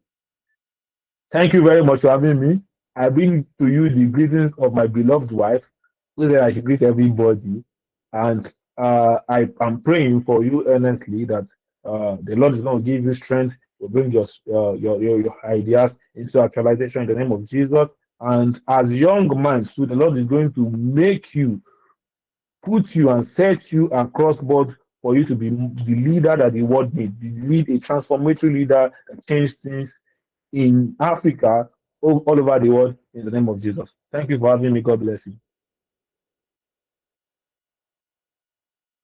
So, what an exciting session! Very exciting. I mean, we can all believe and agree that our speakers they've been able to open our eyes to how we can go beyond ideas. Please let's celebrate Mr. Glory, Mr. Joy. Yeah, we call him like Betty, but his name is Joy. Joy Abiola. Let's celebrate him. So thank you very much, Mr. Glory. Thank you, Mr. Joy. And one thing I want us to go on with, as I said earlier, that there are a lot of materials attached to this webinar, which will be shared to our email. Trust me, they are loaded. For people that did not join when I had my session, I spoke about monetizing your value and also having integrity. So that integrity is an asset. Why you want to monetize your value, very, very important. You must be able to like maintain that integrity. So earlier a question was asked. So if you have any question, please let's drop the question in the chat box so that our speakers can attend to it. Please let's drop the questions. Earlier a question was asked that is it better to seek grants, loans, or angel investor at the early stage? Okay, just like what Glory said, grant is one of the best things to get, honestly. Loans can be a lot, but grants is one. And if you are doing something great already, to seek angel investors might be hard, but you can also get it easily. I was reading about, I think, Share Bandele. He owns I won't say a fintech, he owns paid HR. They they are into payment processing for staff or payroll. Basically, they're into payroll stuff. And he spoke about how he has been reaching out to an investor for so long and he kept like missing out. Glory mentioned something that sometimes it's not about reaching out to the big guys out there, but people around you can also help you. So he said he met someone and he spoke to the person, and the person was like, okay, don't worry, I'll speak to this person. And that was how they were able to get the deal. So when it comes to seeking sponsorship to Joy spoke about having a good team. It's also part of it. And when you are selecting your team, trust me, I think people that are very close to me, they know this. I know they look people face. Let me use that word. I don't. I just am concerned about what you are bringing on board, not because of the relationship we have. The way I treat my friends when it comes to business is per their strength. Okay, I know this person will do this thing very well, more than this person. Okay, you come on board. Wherever I feel like this other person will fit in, I will also put that person. So don't be, don't feel like let me just put everybody. When everything spoils, you'll be the one left.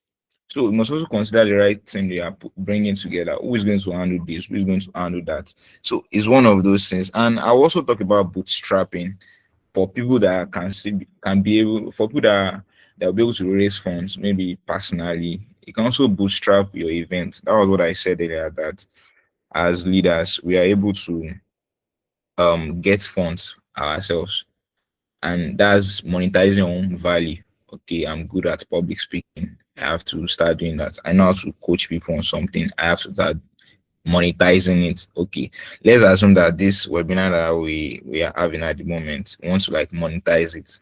I can say, okay, everyone pay so amount. So when the money comes in, I can use that money to fund better projects, provided it's enough. So you can bootstrap if you want to.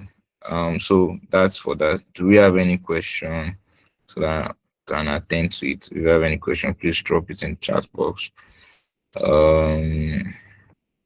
So please let's ask.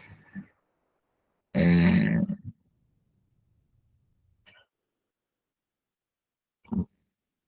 so I'm trying to check through the form that we filled. Some people asked. Okay, someone asked how to monetize my values. So how can we monetize our values, Mr. Joy, Mr. Glory? How to monetize my values?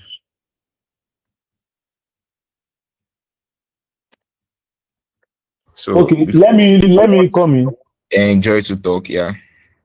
So, for me, I don't know because I'm not a money centric person, right? So, but at the same time, my money is needed to you too. Sometimes I tell my babe that, see, collect your money from these people. Ensure that that money thing that you collect it, don't do less. Don't make people feel like you're not valuable. And that's because people when you do free things for people, they feel like, oh, that what do you even do? See, you get. So one of the things I tell people is that, see, when you have a certain value first, I tell people don't make it too money centric. Do it for random people. Let them know. People that will value it, right? Let them know that, oh, wow, they are the best people that will bring people on board to you. Again, they'll bring more people on board to you. People that when you do it for valuable people, then before you know, you'll be growing your base. You'll be in a growth phase first. So I tell people, I say that you start from a free thing to be in the growth, you'll be in the growth phase. Before you know, you'll be a blown person too. So monetizing your value starts from small. You guys, you can even do something for somebody for probably a 500 recharge card. Then over time, they're going to recommend you to people that are going to pay you 1 million. So it all starts small before greatness. That's why I tell people, I say that you have to read this book, making it big. So when you read the book, you have to know that nothing is that, I'm coming. I don't want to pick the book number. I want to remember a part of the book that says that everything big starts small. So thank you. Okay, thank you very much, Jerry. Thank you. Just to add to it, when it comes to monetizing over, he said something which I also talked about when I when we started the webinar, that sometimes your values you can also offer it for free. Honestly, not because of you don't know your worth. Sometimes that free value you offered can bring in the best deals for you. It can bring in the best deals for you. Well, if you are now monetizing, I spoke about, you must be able to know the pricing methods, models that you put in place for your value. Because sometimes people will want to make less of that value, but your pricing models will help you in monetizing it. But another thing is know your target market. Okay, who are your target market? Who are the people that needs this value? Who are, so you are able to like identify these things, and once you identify it, it helps you in monetizing it and putting a price on that value. Okay, I'm good at public speaking. I'm good at, I don't know why I'm talking about public speaking. I'm good at all these things, blah blah blah. You are able to do that. So thank you very much.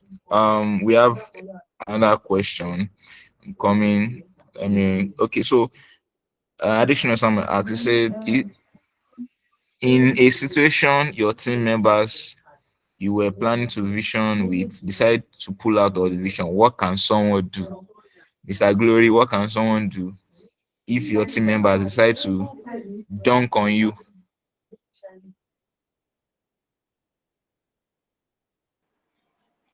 Ah, thanks for this question.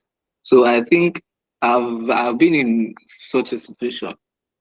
I was not really the person leading per se, but I was part of the leaders in that project, and we're working fine.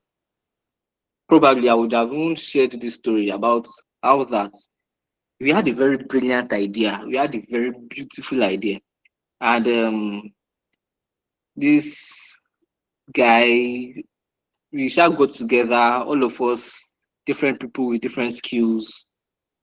Someone was a products guy, the other person was a developer, person was a marketer, this one social media, this one designer, like top-notch skills and all of that. But along the line, um, the the idea did not see the light of day, even to today. That was 2020, this is 2025. Till today, I've not seen that idea anywhere. But that idea has not still seen the light of day. And why? The team. So one of the things that destabilized us was along the line, someone said, oh, like we're not getting paid. We're trying to build a product. Like it's not like it's a passion. Like, of course, as with every idea, before money comes, it was a startup. Before money comes, for you to be able to present to investors, you have to show them traction. You have to show that this is something credible. You have to show that, oh, they are real customers, they are real audiences and stuff like that. So you have to build something. But along the line, someone just dropped out that she just got a new job, so to say. And because of that, she won't be able to stay with us again. And it disrupted a lot of things because now all of us were coming with very unique set of skills. But because and our own unique skill was very important, but we could not find a replacement for that skill, and it brought everything crumbling down. And that was like, it's not like it brought every company down, but that was a ripple effect to every other thing that happened. It affected other people's motivation. It affected other people's situation and all. So how do you deal with this? That's why I mentioned the thing about operational excellence. You have to understand what is going on in between. As a leader, like Joy mentioned, your goal as a leader is to make sure the vision comes to life, no matter what. No matter what, this vision must come to life. I'll share another story of a time in secondary school. My class, like we used to have inter-class football competition, and my class had the worst thing. When I say the worst thing, I mean the worst of the worst thing. Where 12 boys and of course 11 players play. One of the 12 of us was not playing at all.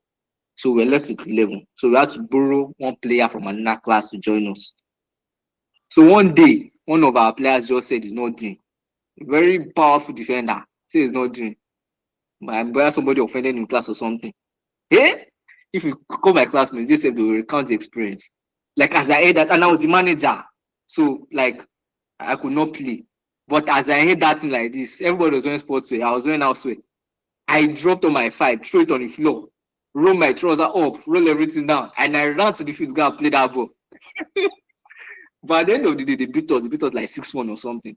But it just taught me that as a leader, you are supposed to see beyond things. Things can happen. People can pull out of a vision. But if you don't know what is required to get the vision done, if it means that you should have plan A, plan B, plan C. If something happens, you should be able to get another person replaced to get the vision done. So yes, make sure you know your stuff and be ready to go the extra mile to make sure that it is done. Thank you. I hope that answers the question.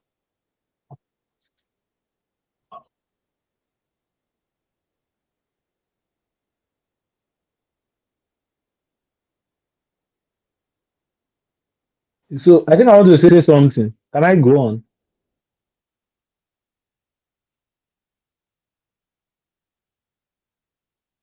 Oh, for this is. I think I want to say something. Can I go on? Oh no. So can I go on? Okay. So what I wanted to say is that Michael, one name, Glory said something that struck me. You get so as a manager or as a leader, you have to be able to do everything. Me as a leader, if I'm leading a team, don't worry, I can do welfare, I can go to sponsorship, I can do not even I'm a jack of all trades, but however, what about if somebody go and pull out and kill me? Is he going to just shut everything down because a single person pulled out? So that's why you have to be a vast person to as a leader. You are like he said, you have to have the ability to be able to see things. Same way, you can be with a gang of guys that feel like everybody is brilliant, and you guys may be just be what's the name? Be pushing one idea, and you see that the thing did not work. Because one of the things that a lot of people they are not playing, they will not play their role very well. So when you're not playing your very role very well, let's say I told you we are playing the football, I say you should play as four. We are playing as five. Don't worry, I will play the four and five together. You get it can be stressful, but at the same time, it's just good that me, I don't like being a failed team, right? So it's just good that you learn every process so that when the processes are not going the way it ought to go, you handle it and you manage it. That's what makes you a disciplined leader, right? So thank you. Okay, thank you very much. So, a question here says more insight on how to control crowd and be in one accord. Okay, one thing I would say about that is very simple. You know, when you come on stage, let's say you want to achieve control, one thing that is important is psychological in nature, and there must be clarity. That's number one. Two is that you are able to establish like an upfront control. And what do I mean by upfront control? Is that when you come up, you set the mood for whatever you want to do. So you're not there apologizing for this, for that, but no, you're able to set their expectations right. Okay, maybe it's just one means to set expectations right. Another thing I would say about that, you're able to maintain control. You know, most important when it comes to gaining control when you're talking, you are affirmative what you're saying, you maintain control during that conversation, and your language should be we language, like you're able to create an identity for people that they are it's kind of inclusive. It makes people like pay attention to what you are saying. So it's kind of inclusive. So you must have that we language. And I think another thing that we say is we can yeah, you must embrace storytelling. Yeah, very, very important. If you want to grasp the attention of people, storytelling is part of it. Okay, how can you share a story with them? How can you like portray the points you want to tell them and they're able to grasp it? It's true storytelling. If you look at our speakers, they share their story and how it resonates with what we are talking about. So storytelling is one of the ways to control the crowd and be in one accord when they are listening to you. And another question here is, how does one stand out amidst competition and opposition? I think it's one of the things in this world. Competition is part of it. It's normal to have competitions, but one thing that can make you stand out is your unique identity. Yes, we talk about unique we talk about unique value proposition earlier. So your unique identity is very, very key. It's like an unfair advantage that people are able to identify something that you possess that competitors cannot replicate. Is one of the things that you must possess to stand out in the midst of competitions, blah blah blah, like that. So another thing is that you're able to solve a secondary problem. So if you have competitors that all of you solve the same problem, what is a secondary problem you can solve as an individual? Okay, all of you are selling the same service or the same product. What other things will your product do beyond what theirs will do? So that gives you an advantage. Then you can also leverage on the advantage that you have ahead as a leader. Yeah, so that's what I would say about. And communication too. You're able to communicate your idea effectively. One of the things that leaders must embrace is the communication skill. It gives you an unfair advantage. Let me use that word, because while others are still like trying to put their thoughts together, you're able to communicate your own head on. And I mean, it seals the audio beforehand. And the last question we have here, I'm coming. Hey, we have two more questions. Abi, God. Okay, it's the same thing. Rec Record Global is also element. Okay, so it says once a startup has successfully transitioned from ideation to execution, achieved steady traction, and is ready to scale, what are the most effective ways to strategically connect with the right community of investors, leveraging a solid track record and proven business model? I think Glory was talking earlier about when someone asked about is it good to seek investors, or if you don't have a proven track record financially now, how do you like get sponsors? There are a lot of ways you can be able to get the right investors. Now, if your startup is already in a phase where it needs more seed, I mean that's the terminology they use. You must be able to first like identify the investors that you need. Okay, there are a lot of investors that will not invest in some industries. So if you are poaching that kind of investor, trust me, there's no how it's going to like give you the right result. So you must also first like sector it out. Okay, this investor will they focus on B2B business, into SaaS, like software as a service, into healthcare, fintech, like that. And you're able to like do a series of testing. Okay, if we go with this and this, which one will work out best for us in our products, in our growth rounds, something like that. When you look at Y Combinators, people that won Y Combinator awards, look at how they got started. They also like test products and say, okay, this one is the most viable product in the market for us. Then let's look for funding to push this product further. Another thing is value is very, very important when it comes to getting more sponsor and getting sponsorship as a startup, like getting investors rather. Okay, Mr. Glory, you can come on.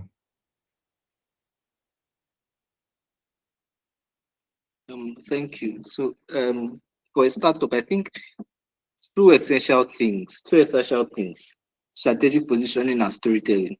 We're in an era where media, like access to information and communication, is very free. One of the things that helps to pass your message is use your social media, tell your stories. There's this new principle, build in public. You are building something, talk about it. Oh, today, my laptop crashed. We were not able to finish building the product. Say everything.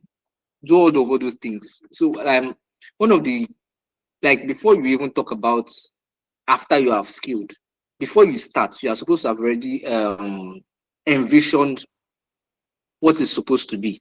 You want to get some money, you want to get investors.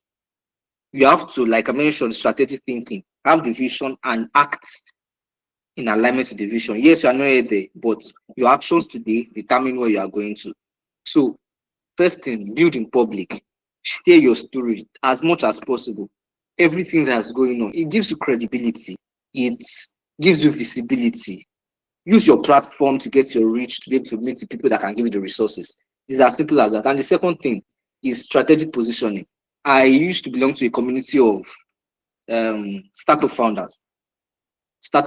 And as simple as, oh, commenting on another person, someone just said, oh, what do you think about this one? Well, as simple as commenting on that, that person gets, like, it just opens the person up to another partnership, and a lot of things just go on and on and on and on and on, simply because we're part of that community. And so, for you to be able to get the right community of investors, you have the record, you have the business model, you have everything. What you need is just access. What you need is just people that can put the money. You have everything already. So it's be at the right place at the right time. So you have to make your research. Which communities are, like, their online communities, there are events. You can go to Google, founders events in Lagos, in Osun State, in Abuja, in Port Harcourt. Go to those events.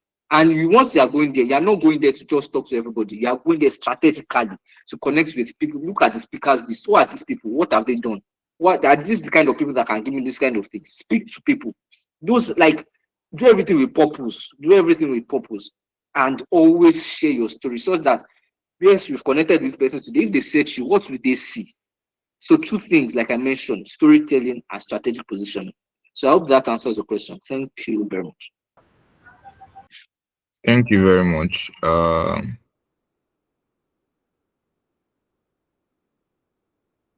Thank you very much. We have another question here. How do one overcome stage fright? And is there any book you can recommend?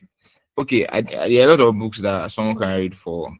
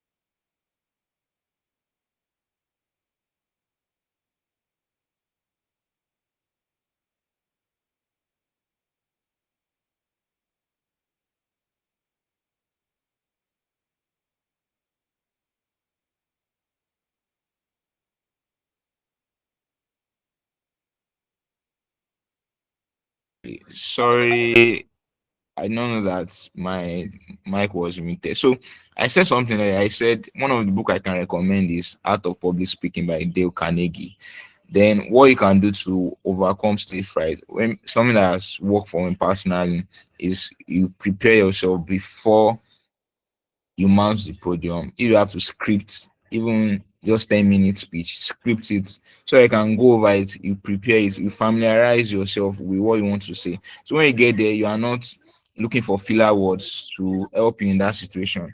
Another thing I also mentioned is you're able to, like, prepare yourself mentally. And what do I mean mentally? You can visualize whatever I want to talk about. Okay, this is how this thing should look like. There's a way you can visualize it. Okay, this is the kind of pose or how I will do on the podium, my composure, my gesture, very, very important. And also your breathing technique. I'm not a music person, but it's one of those things that help when it comes to speaking. You're not just, there's a way you take deep breaths at intervals just to help you recompose yourself while speaking. Is another thing you can do. That is what I can say about that. But you can look out for Dale Carnegie, Art of Public Speaking. If I see another book, I can share that with you. But not of Dale Carnegie. Then the last question that we have here is 1 minute. How can a leader effectively manage team members who contribute valuable ideas but become uncooperative or unresponsive when it comes to financial aspect or assigned tasks? This one is tough. I don't know. Glory, do you have anything to say about it? But one thing I know about when it comes to financial aspects is one thing that you should consider. The question you should ask yourself: is this person capable of contributing financially towards this thing? That's the number one question. If they are contributing or they are effective at their tasks, maybe what you ask them to do, they are doing it effectively. I mean, they are bringing something on board.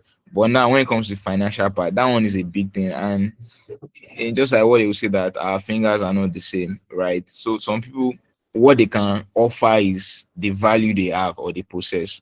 Do you get? So when it comes to the financial part now, they don't have the power yet.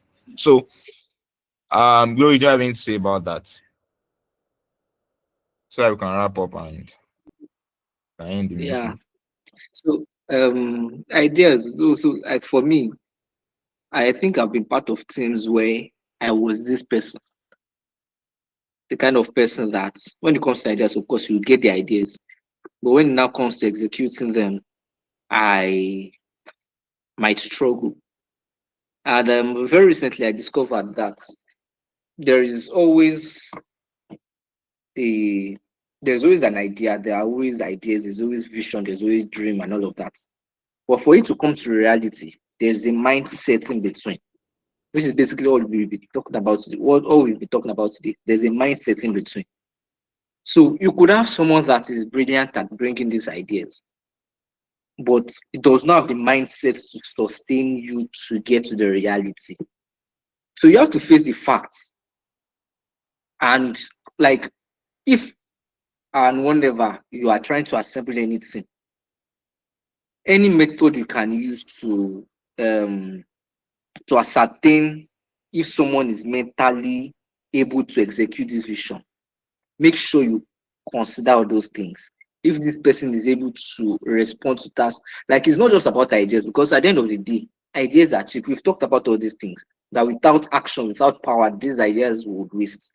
So you have to find a way to make sure that see, things like follow up, things like and like if it's you are still in the situation with this person, follow up. Sometimes you have to give the person close marking, sit down with the person. Let's do this. Because at the end of the day, some of these things might not even take a few, like just few minutes. It's not that long. Another thing is clearly spelling out what you want the person to do. Because I believe sometimes the reason why people don't take action is not because they don't want to. It just feels like a lot. They can contribute a very grand idea, but because they've not been able to break it down to small chunks or very clear tips, tasks or whatever, it becomes very difficult to do. So make sure that we are very, very clear. You tell the person, this is what you are supposed to do.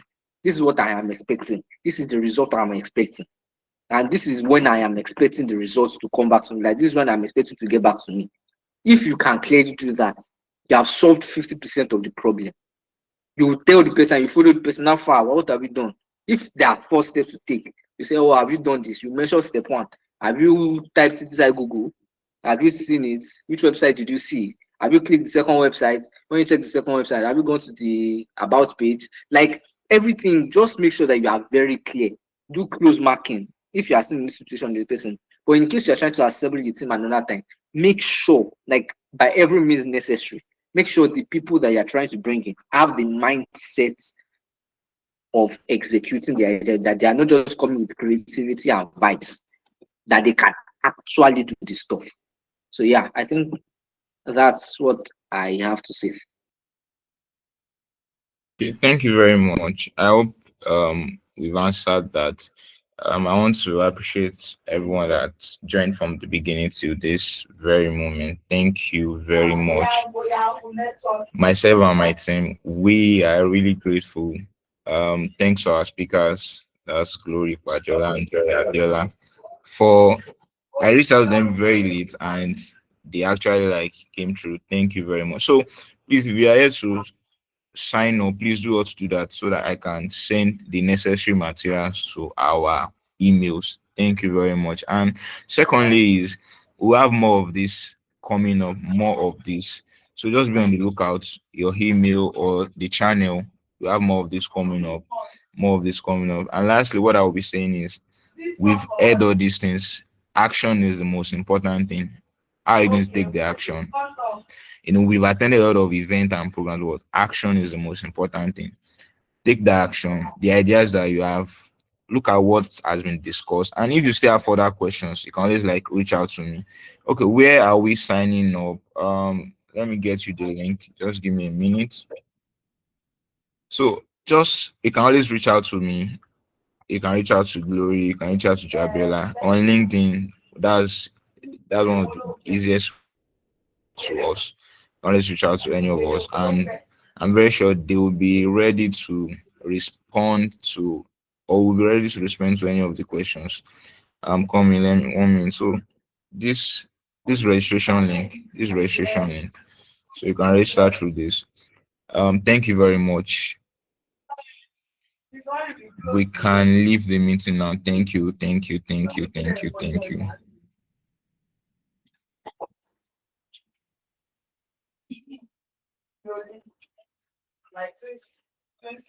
Please do well to check your email.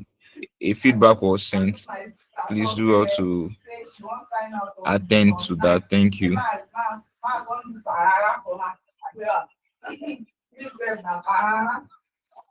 Thank you for joining. Thank you for joining. God bless you. Thank you for joining. Thank you very much. Thank you.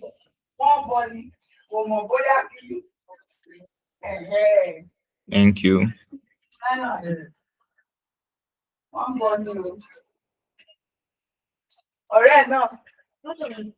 Thank you. Thank you. Thank you.